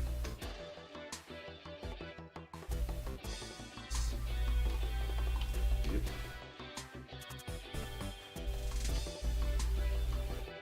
I guess this is fine.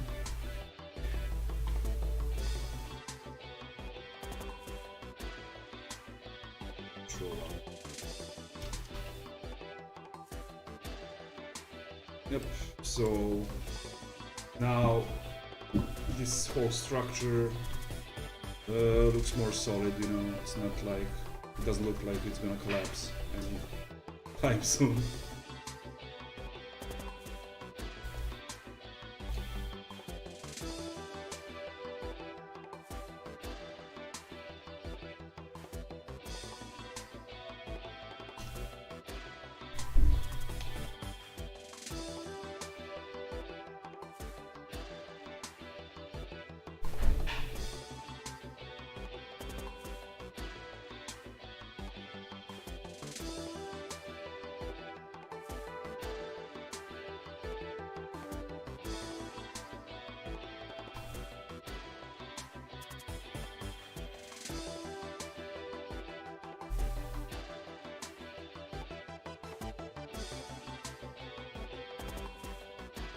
Bit.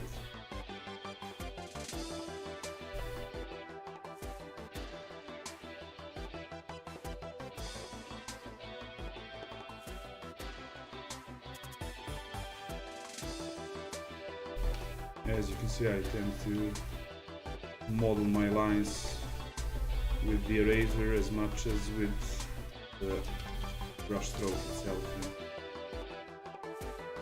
Because I like to leave those lines as much as calligraphic as I can.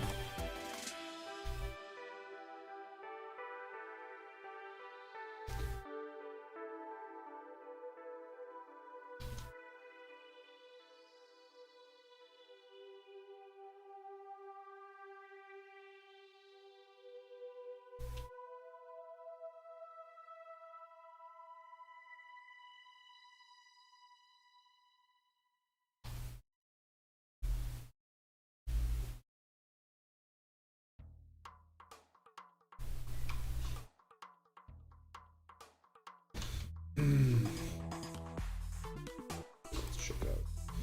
So this is gonna be a background for a parallax effect for this level, you know, for these assets.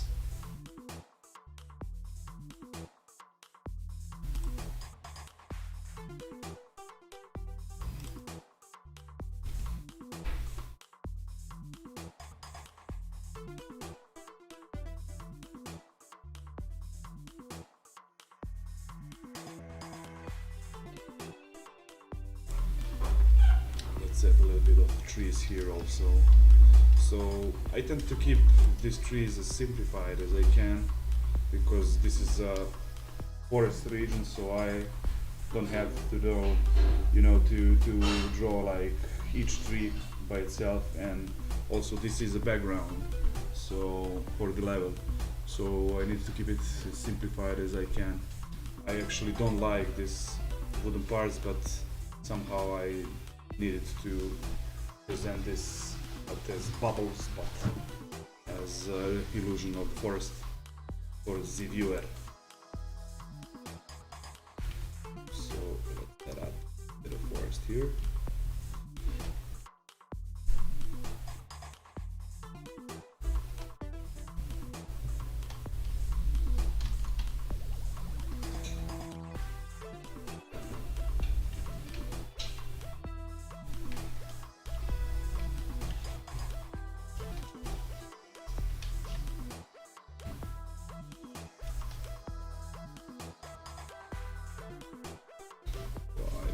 Part at all.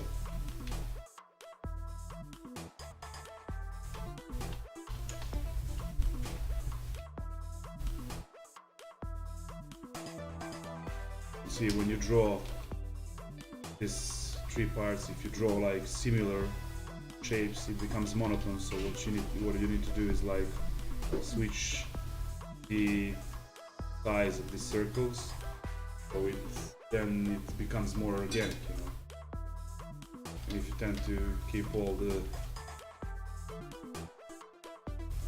three shapes same, like circle shapes the same, it will be a monotone thing to watch, and it wouldn't make any sense. So see, for example, this is like a middle part, it's like a large part, now we add a small part, then we go for a middle again, then we go for another small one, and that way we make the illusion of, you know, top of the forest.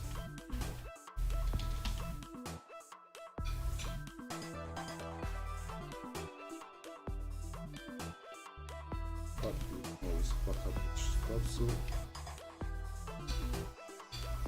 see.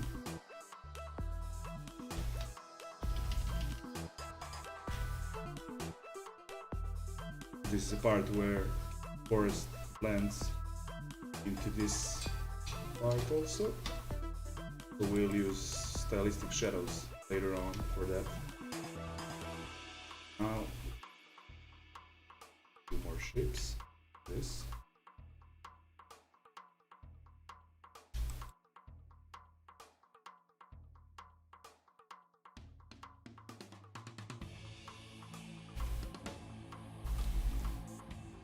Okay. Since I hate to draw so much, I tend to copy already drawn stuff and edit them a little bit.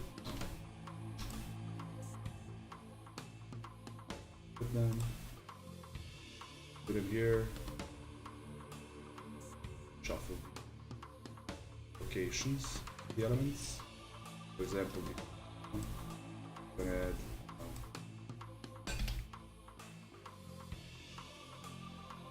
first small rock, and we're gonna change it a little bit because on this side we also have the same rock. We need to make a few changes so it won't be like the same rock. Whenever you need to rest, you find a way to cheat drawing and recycle lines and shapes from the other parts of your illustration. Very good advice. You don't need to draw everything. You need to draw only a few stuff and then swap one onto each other. See, for example, this part here is same as, I don't know, this part here, it's just a little bit edited. Imagine if I need to draw by hand every single one of these shapes. I like drew this one, this part, and then with that I used to further edit these other parts.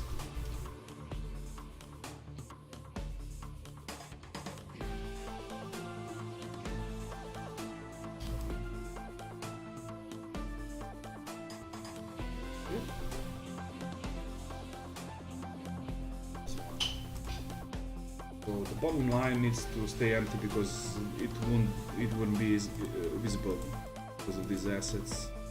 So we will concentrate much of the objects here in the upper part of the composition. Fine, we need to do 8. And we will put it here. Change it a little bit. That way we can do this part. Smaller part here. And we can also line here. Put the solid one here. This one.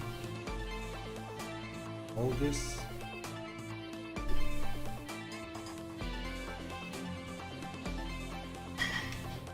Just a new shape out of it.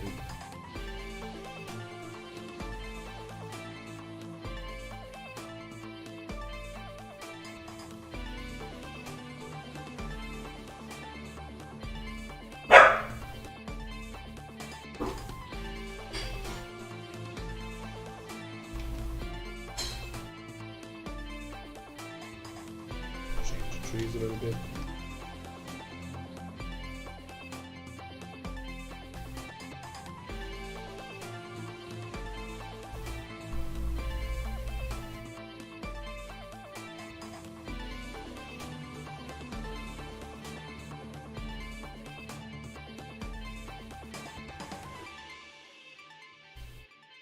So now we have like totally different cliff that we use this one for.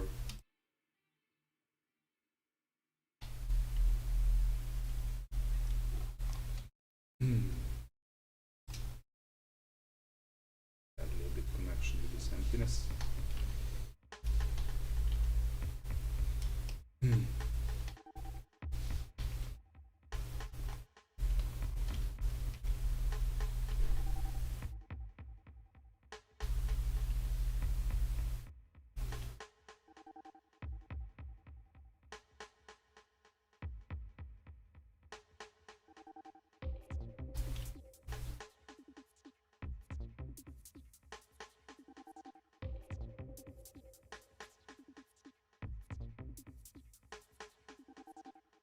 And we have also this one.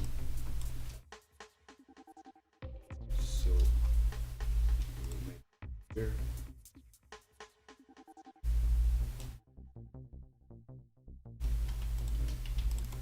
Merge these layers and change.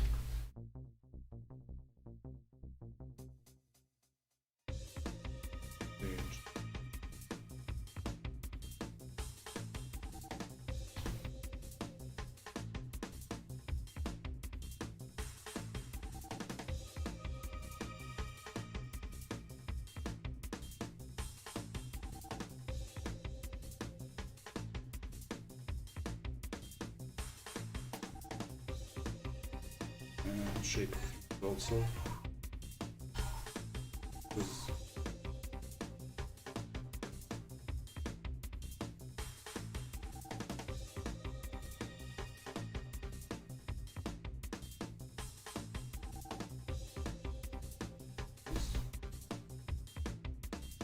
we have like almost same curves here. We need to evade that. So what we're gonna do is like make one bigger out of those and add a smaller one onto it. And I think that's it for the line art. For the background, just save it. And let's color.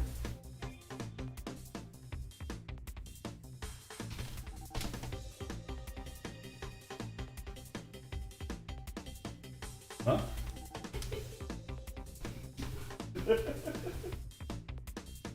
Rzucę mal. Rzucę mal. Rzucę mal.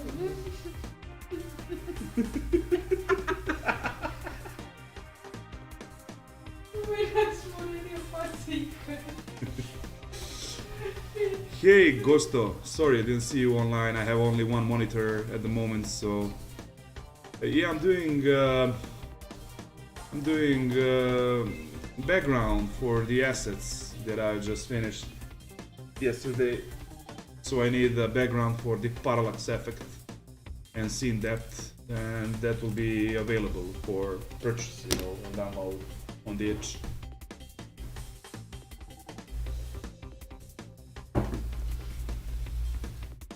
Sorry, it took me long to answer.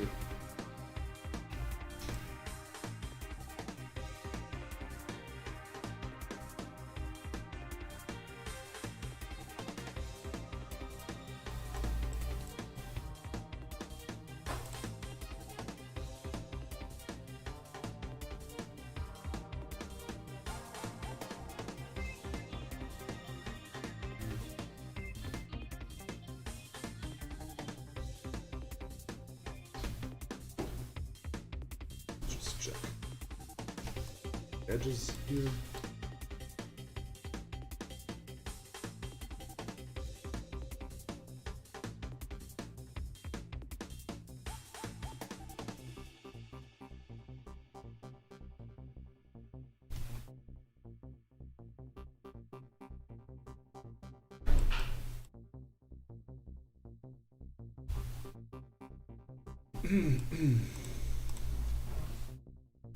Okay, let's find this color for the background. First, something like this. Zack.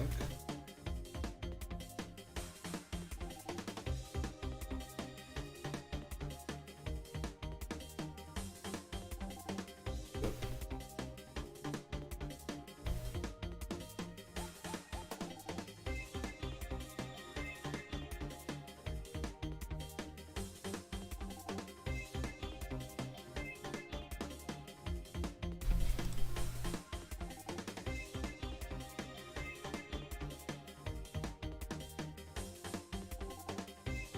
That's right. Values here.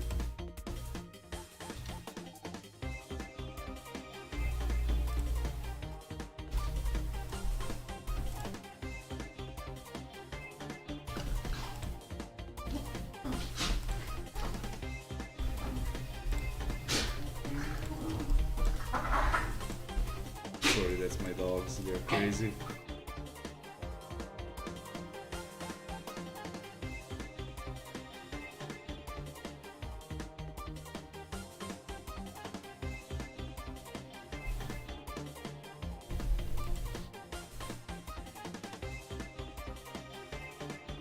We're gonna paint all the stone parts here on the map.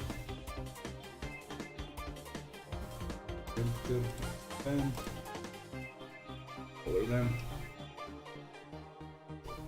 I don't like this. More white-ish. Even more. Yeah, like.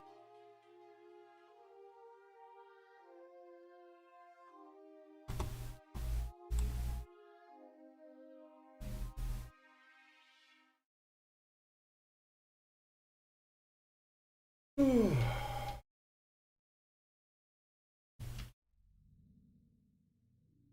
I'll color the rest of it.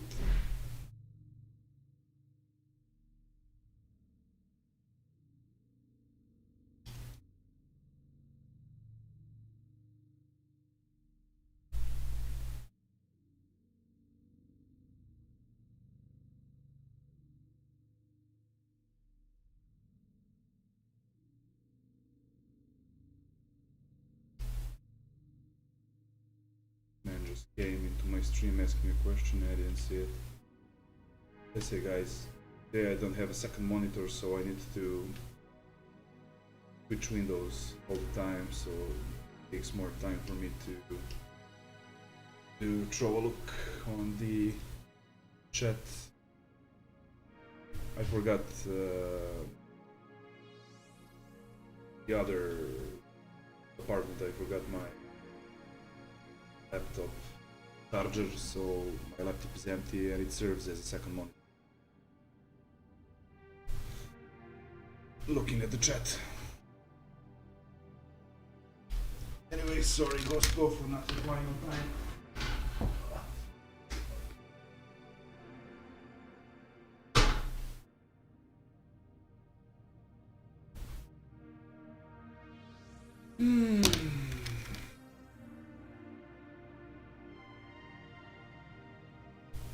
I will probably change this color of the buildings a little bit more white-ish.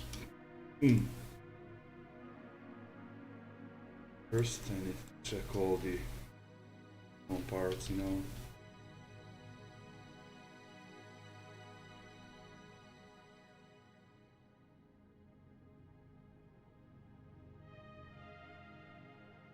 It all seems alright, I guess, for now. So we'll see.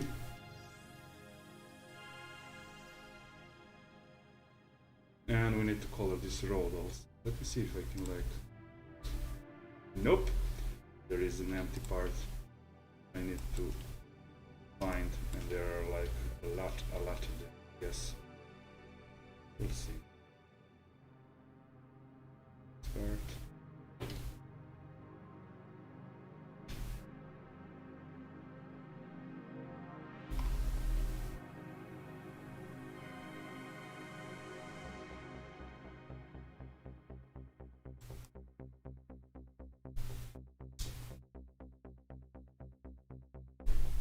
And we also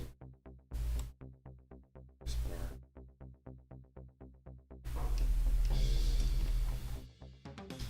See if there is anything else. Yep, here.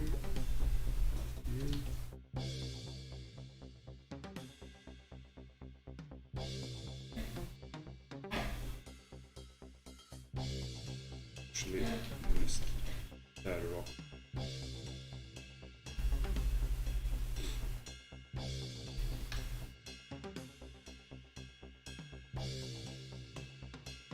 So, when I'm finished, the assets for this guest pack for this level will be available on my H page. Make sure to follow me there if you're a game developer. There is a lot of cool stuff for you there that is all hand-drawn. I would say professionally.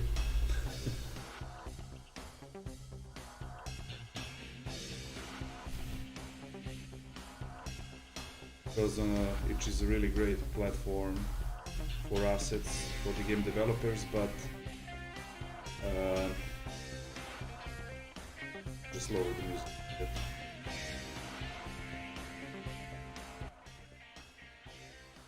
Okay.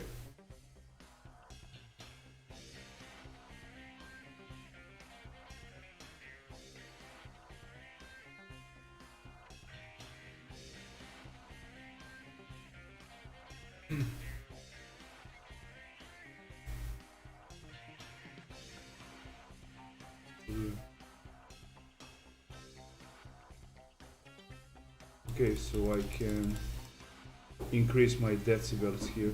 Nice. Good.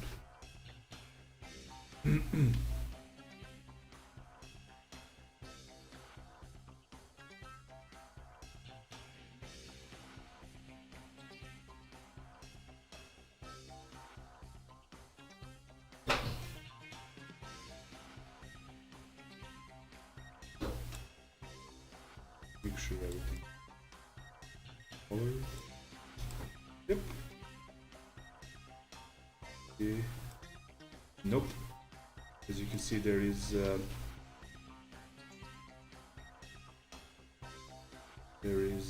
some empty space that magic tool is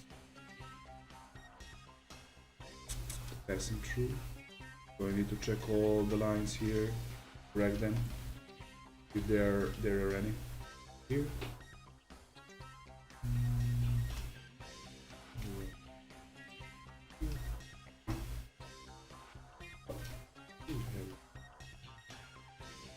Here.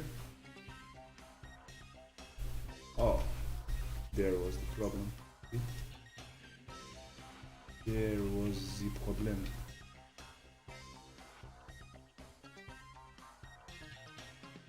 Okay.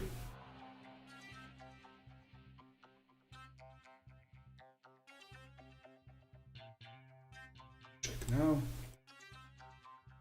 I think how should we, yeah. So we need to color this path, road, whatever you like to call it. I'm gonna use a similar color to this, but with a little more brown-ish look, I think. Let's see. Yep, something like this, maybe even more. Nope. Nope, nope, nope. Let me see. Yep, that's good.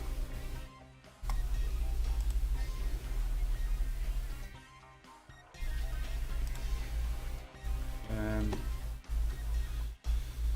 I'm gonna change the basic color of this in this building because you need to stand out a little bit more from this rock color, more whitish and more pale, I think. You can see, maybe more gray even. Yeah, like this. Yep, that's the right value.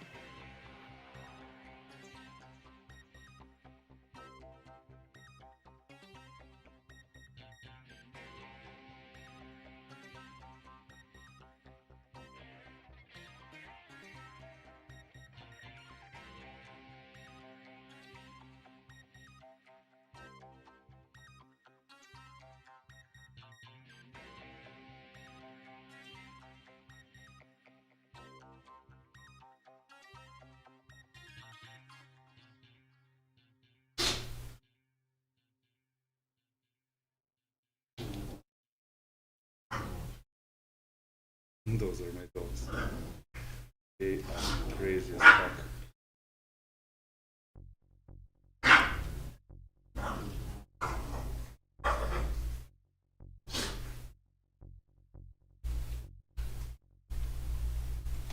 Okay, we will repeat the process. Ooh, the same process for this building.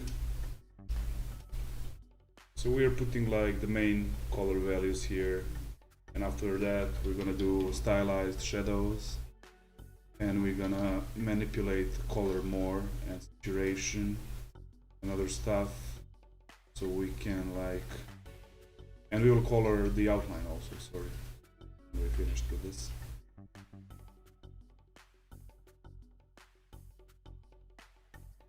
There is a lot of stuff, but I want a high quality background this time, not so simplified as for the graveyard asset which I did a week ago. You can see it on the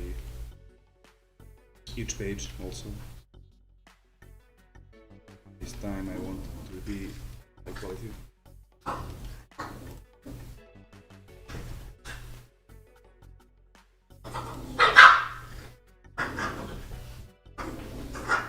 They love each other, don't they? Tough love, like.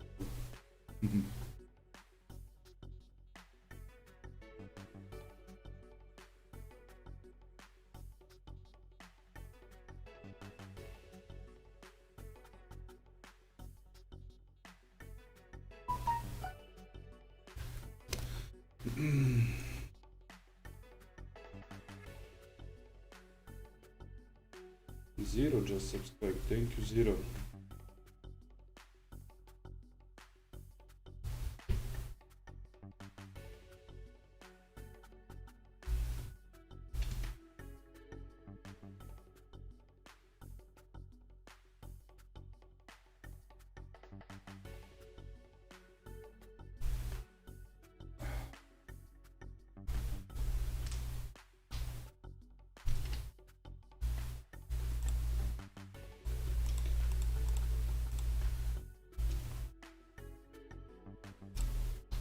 Okay.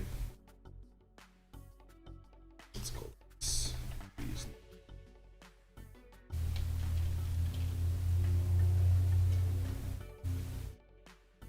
This is the boring part. This is the boring part.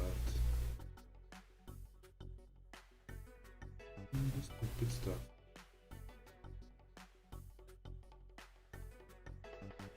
Or when you're doing this small stuff, the thing is you can be like anomalies that you can correct. This one. You check the upper part and everything. There's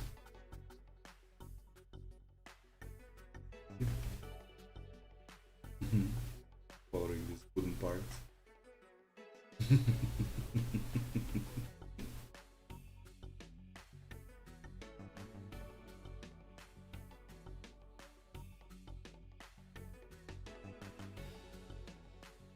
Okay. Yes, it back would be fully hand drawn part.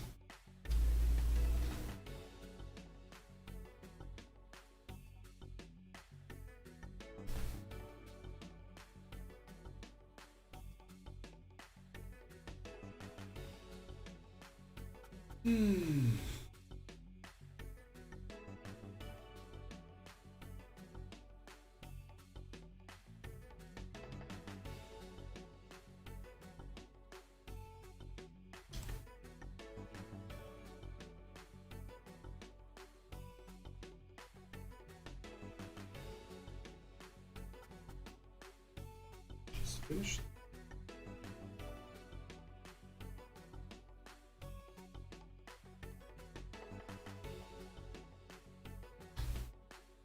There are a lot of anomalies.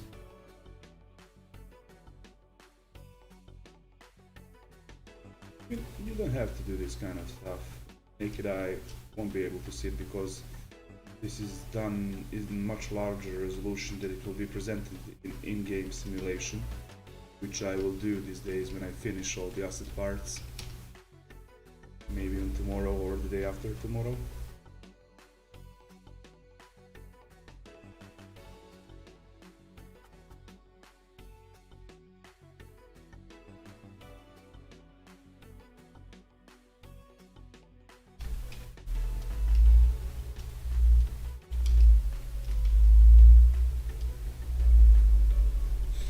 Okay, I think all the here we are missing like one. Let me try and correct it here.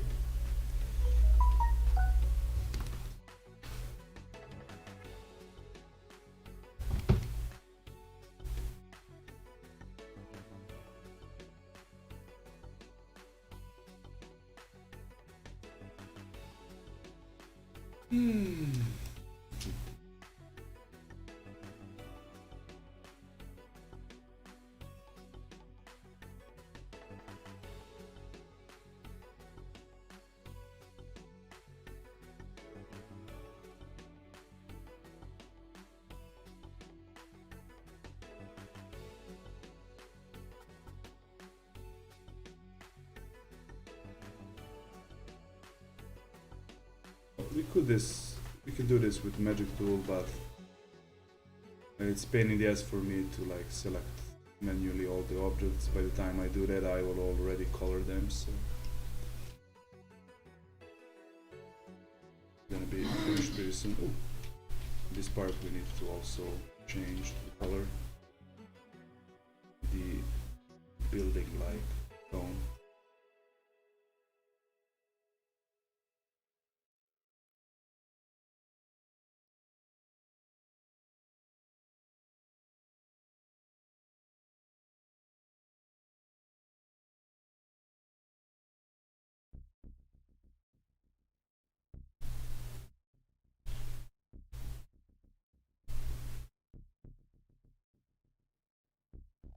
And finish this. Oh, these basic colors, we can start adding that stylized shade, which is actually the part of my favorite part of my basics. That calligraphic lines for shading, I love them. You will see soon.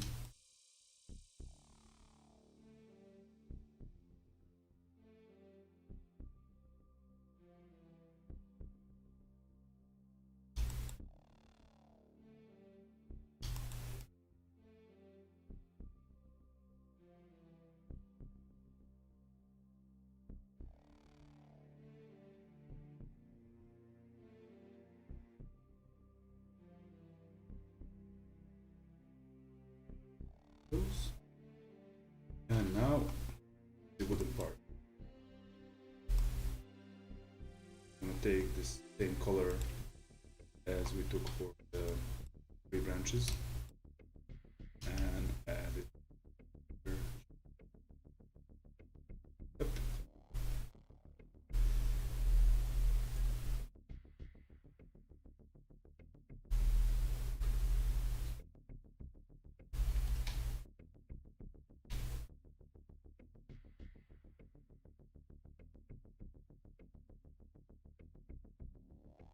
Top side of the roof will be a different color, but for now I'm just gonna add this brown value everywhere.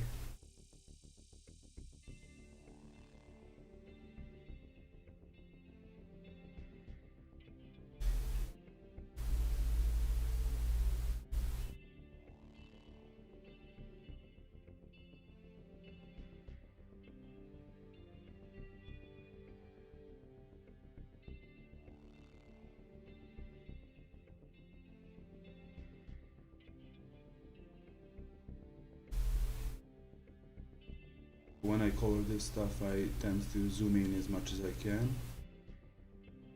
Why do this as precise as I can. And this will be precise enough because this is like huge zoom. There are some parts that need to be further painted.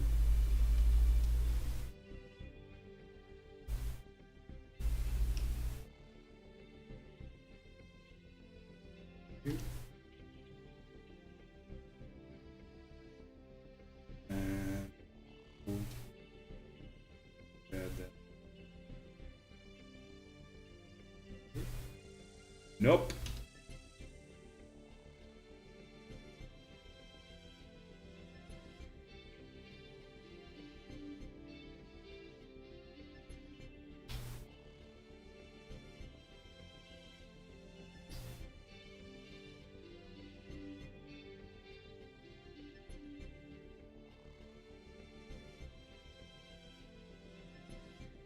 We also color the doors.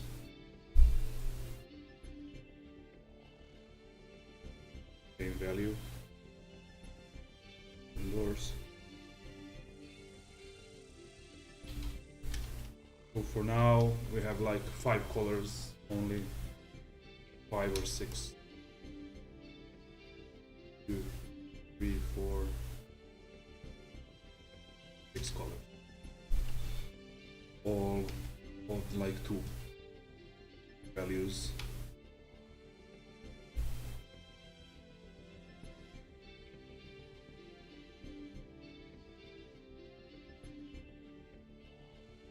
So now we're gonna take a bit darker variant of this and add in this backward parts, just to add a little more depth to these big objects, you know. Here and so on.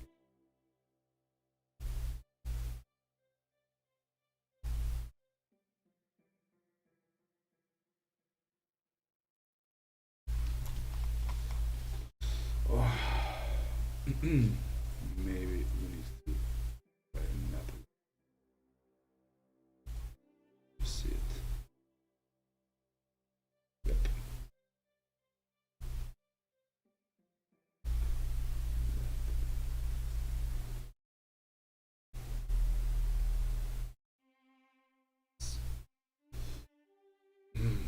Okay.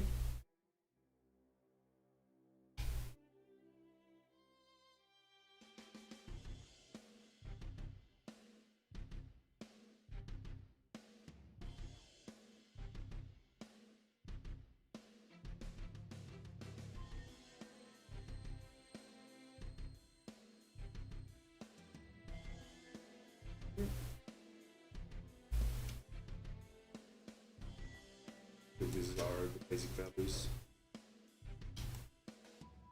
We'll repeat this part here also.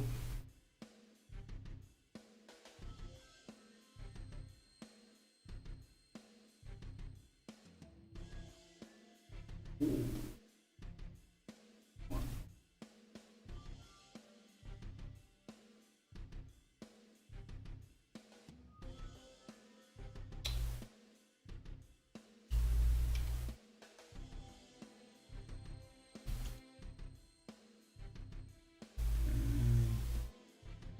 Did miss.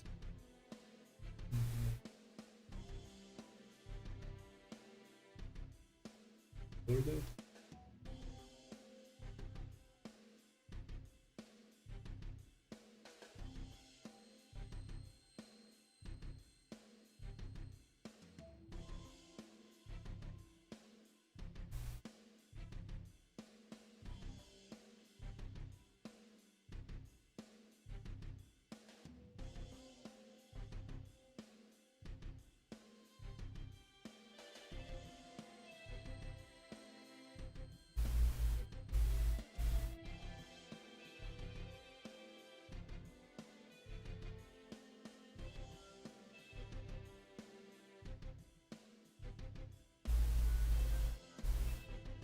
Don't worry about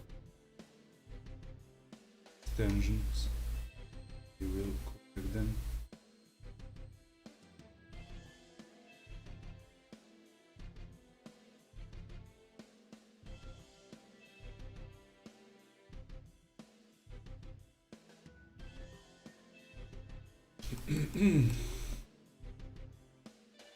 Darkest value and put it in the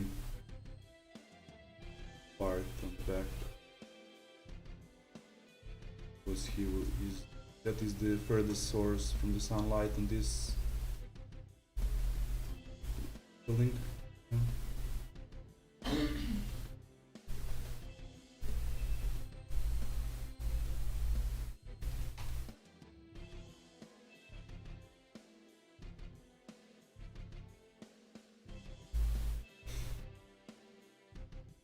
Actually add more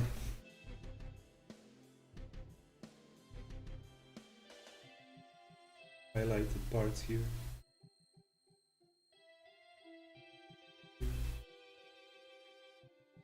So we can make it pop out a little bit, you know.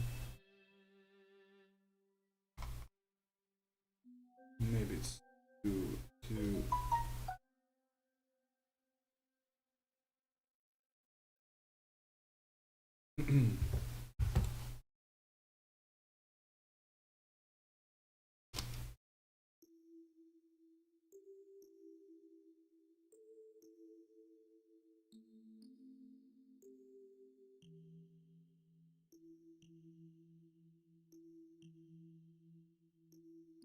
that yellow. Okay. Check, I think we have all the parts in color now. So, with these trees over here, we need to pop them out a little bit. So what we're gonna do is like take more saturated and bright value, same color, add it here. We can pop up more.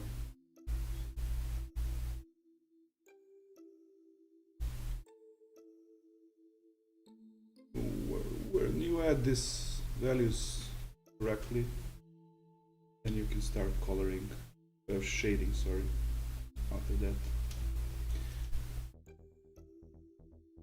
But we will do simple shading here. We'll only light the most important parts of this. So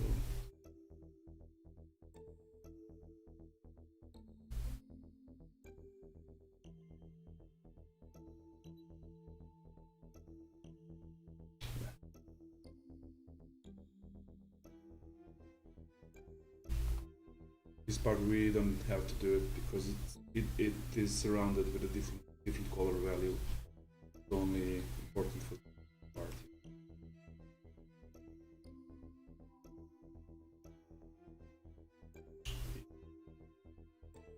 save this, and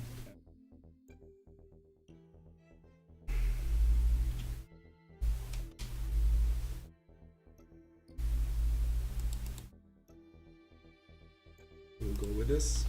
Just let me check. So first we will clean lighted parts. Delighted part. This.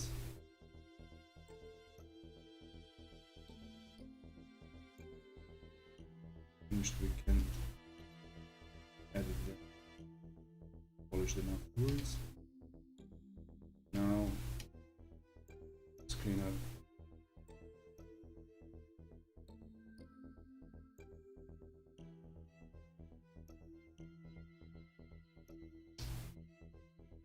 Rocks are a great way to show the light source and play with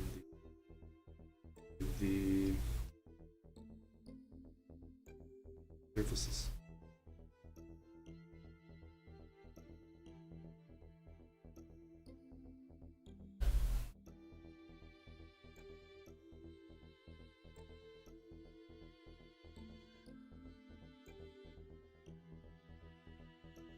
Okay, so we need to get this process.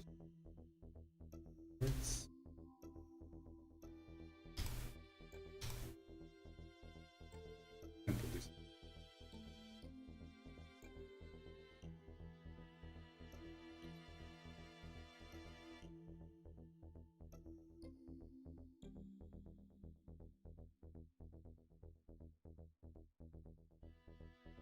Right.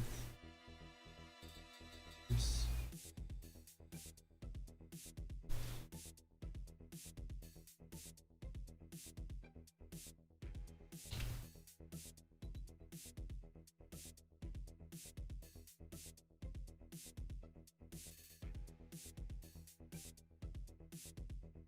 Entire rock is faced brighter side. Just take the entire part and like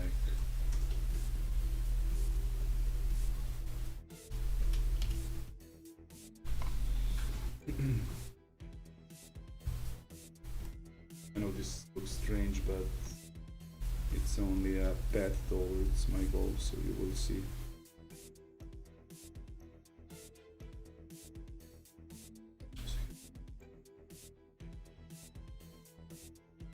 This one. I don't know. Here. This. This. Let's see.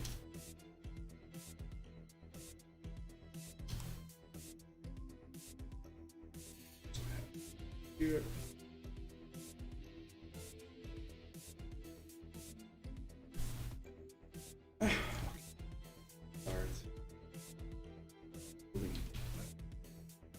So now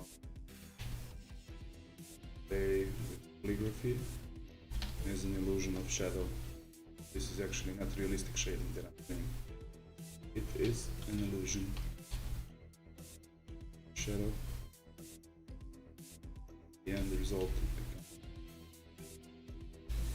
And I'm using the soft value here because this is the background. It shouldn't have like strong shadows or anything.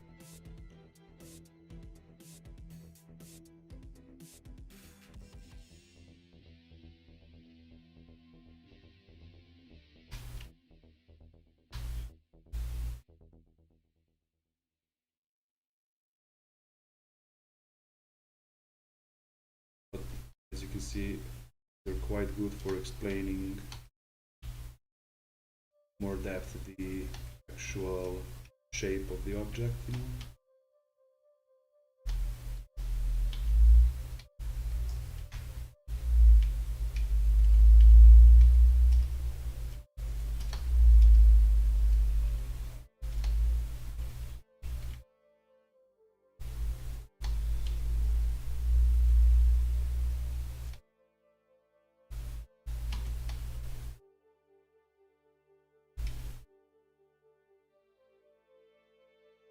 This side there is like the opposite.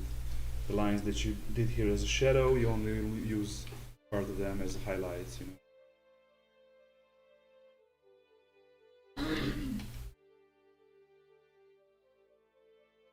Side faces the sunlight, so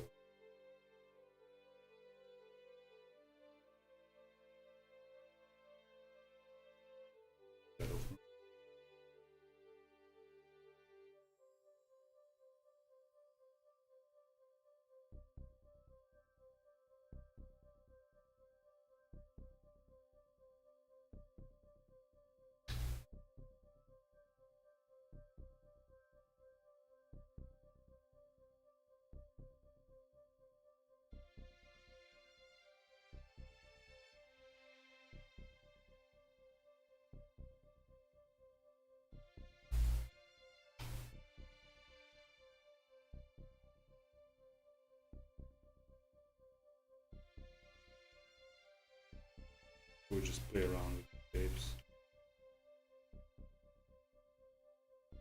You're satisfied with the result.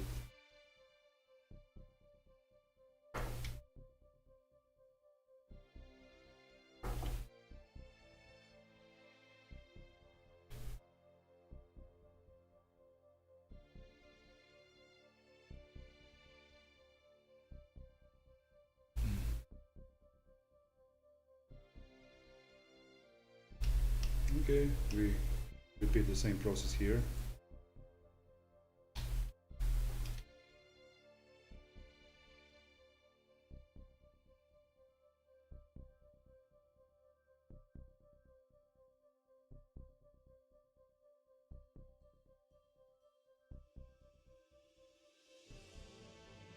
We add little accents here.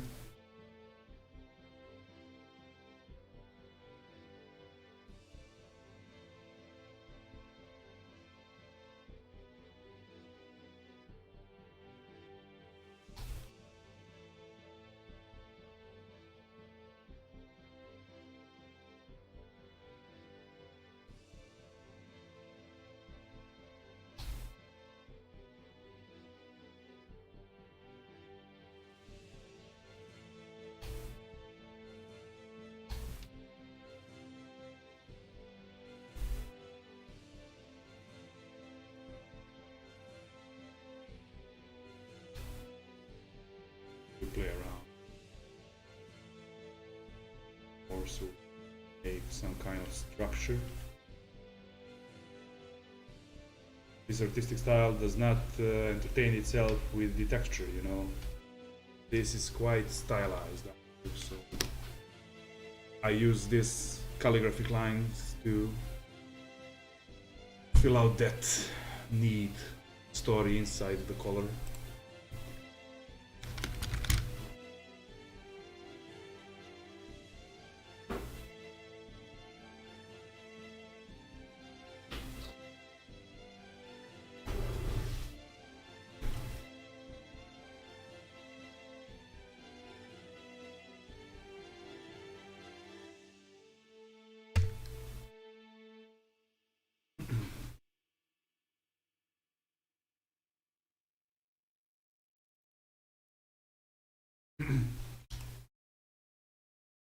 Just a sec.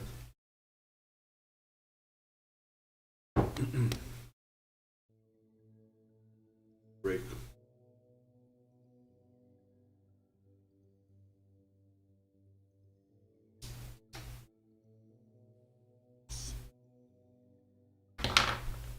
So this will be a background.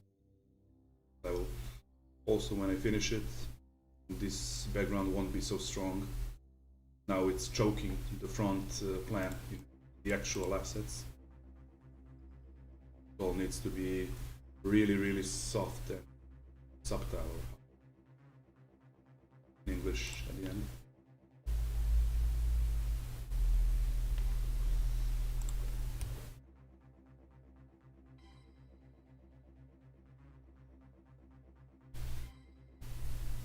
We are using this calligraphy shadow for lining objects further.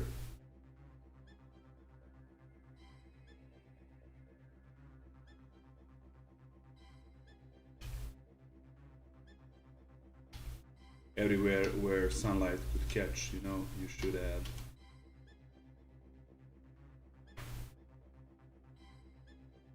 Highlighted parts.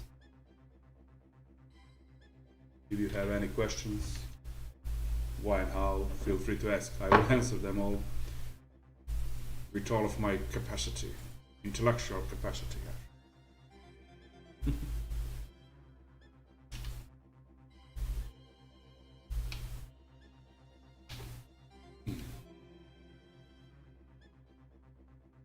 So we are doing the same process for every single structure here. And when we finish all, we will go with the forest with a little bit of different approach, because I don't want to use this this way into coloring all these green surfaces. I'm going to use some even more simple way, only to draw further the illusion of trees, you know.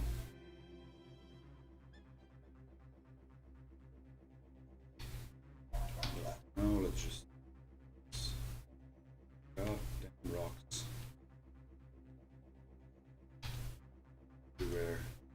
Oh, you should highlighted points, you know. You can all this.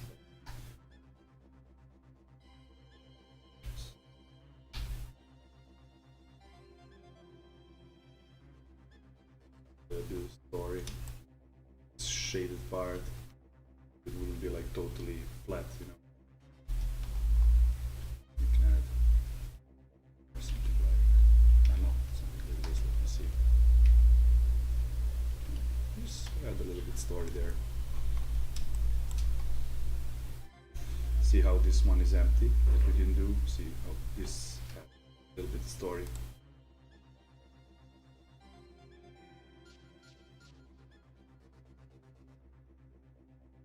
Its structure needs more stuff.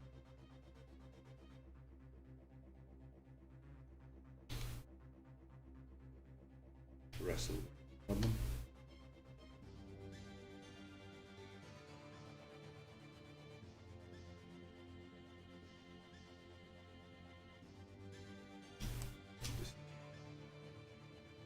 Good enough.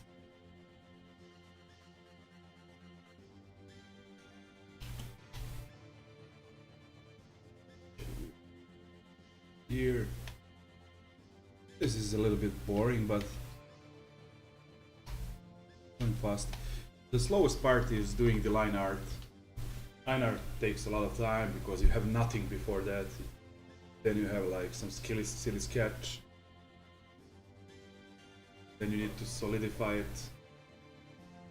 When outline is finished, I mean line art, sorry, you can go further.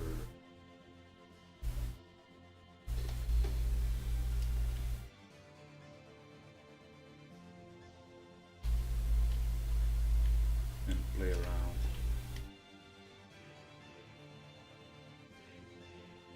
See how I'm actually making the shape of the stone by adding this soft shading values. And the same style went for the assets. Watch them closely. See? I explained the surface of the wood by adding, and the stone by adding those values.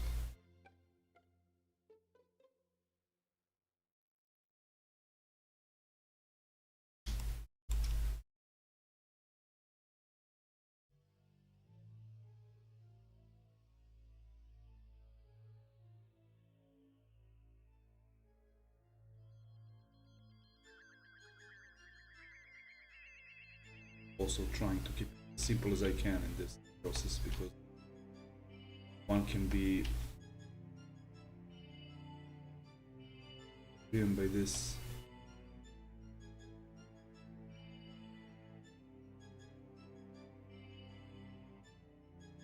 Can waste time in this process.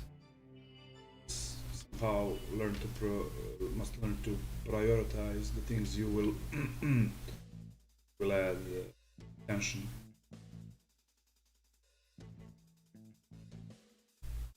already we are building some story here, adding some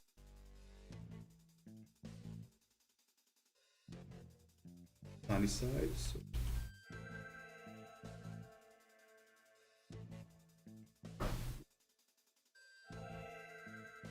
not so well done, but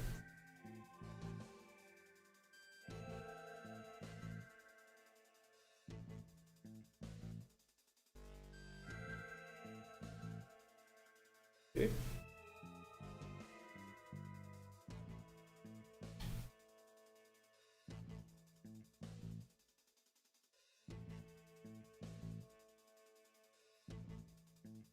Also want to color this parts with like something like a golden circle. You see?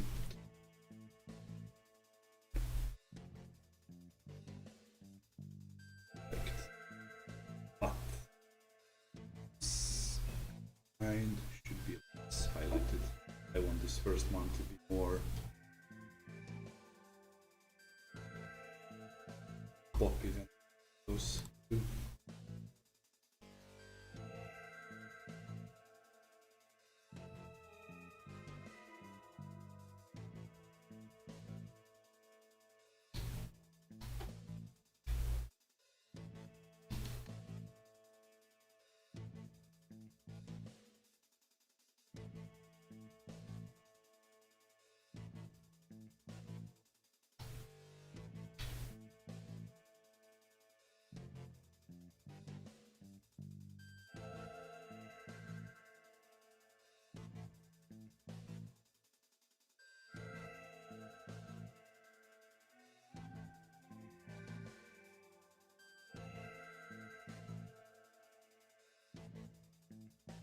One thing, I want the color of the roof red. Yes, the wooden structure, but the like flat surface. I want it to be reddish. Something.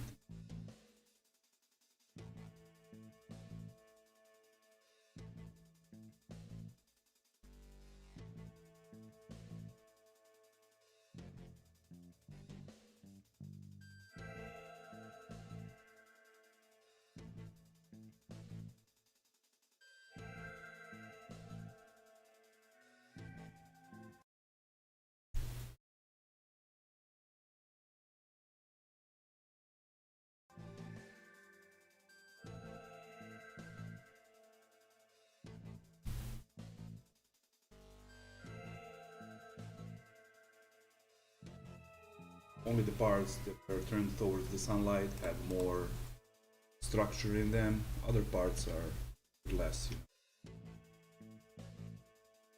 story inside. Secret drawing is learn so many shortcuts so you can draw less and like, concentrate only on the important parts.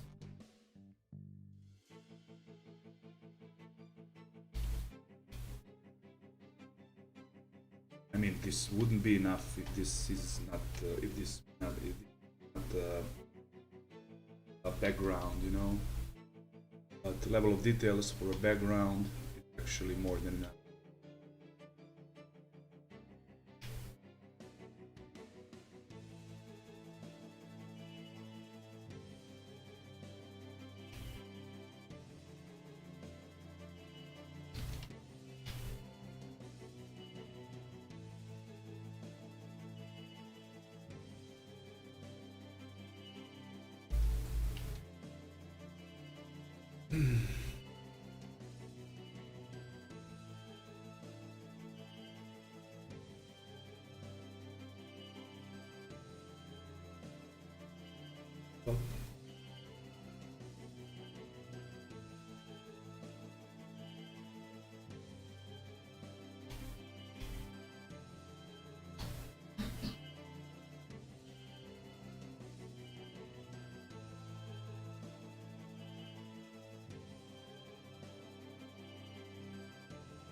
Use the size of the brush because the object is large.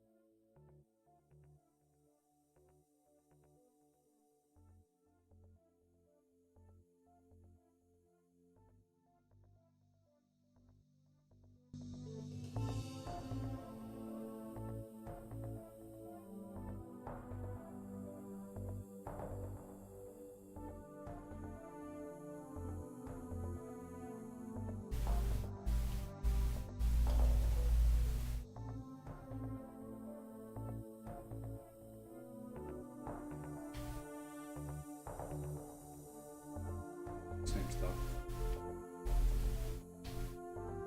Process.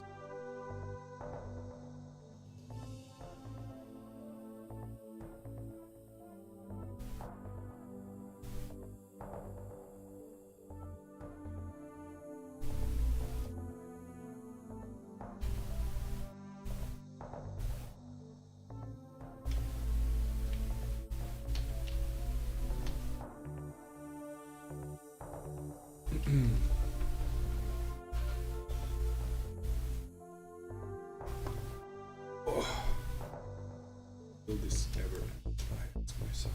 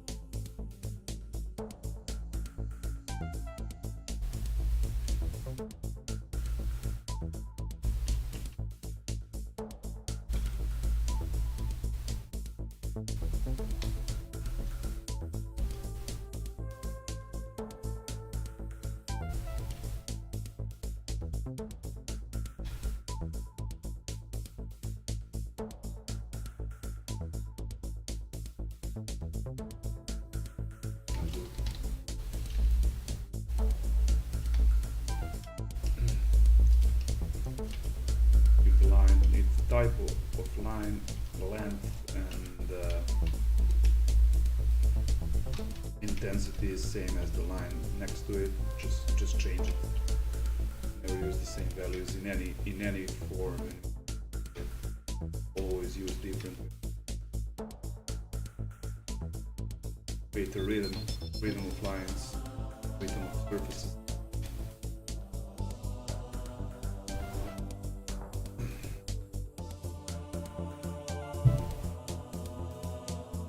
Oh, I'm already 3 hours into stream. Oh.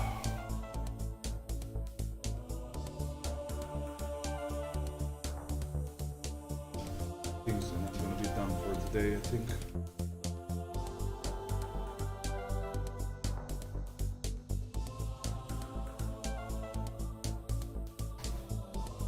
It's a weekend. People have fun and enjoy.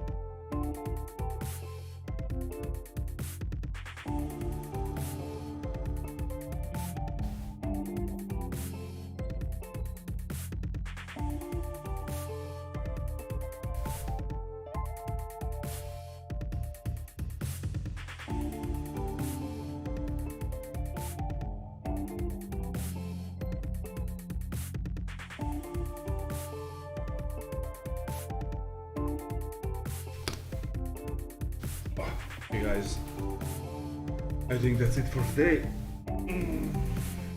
See you around tomorrow or the day after, maybe. Bye bye.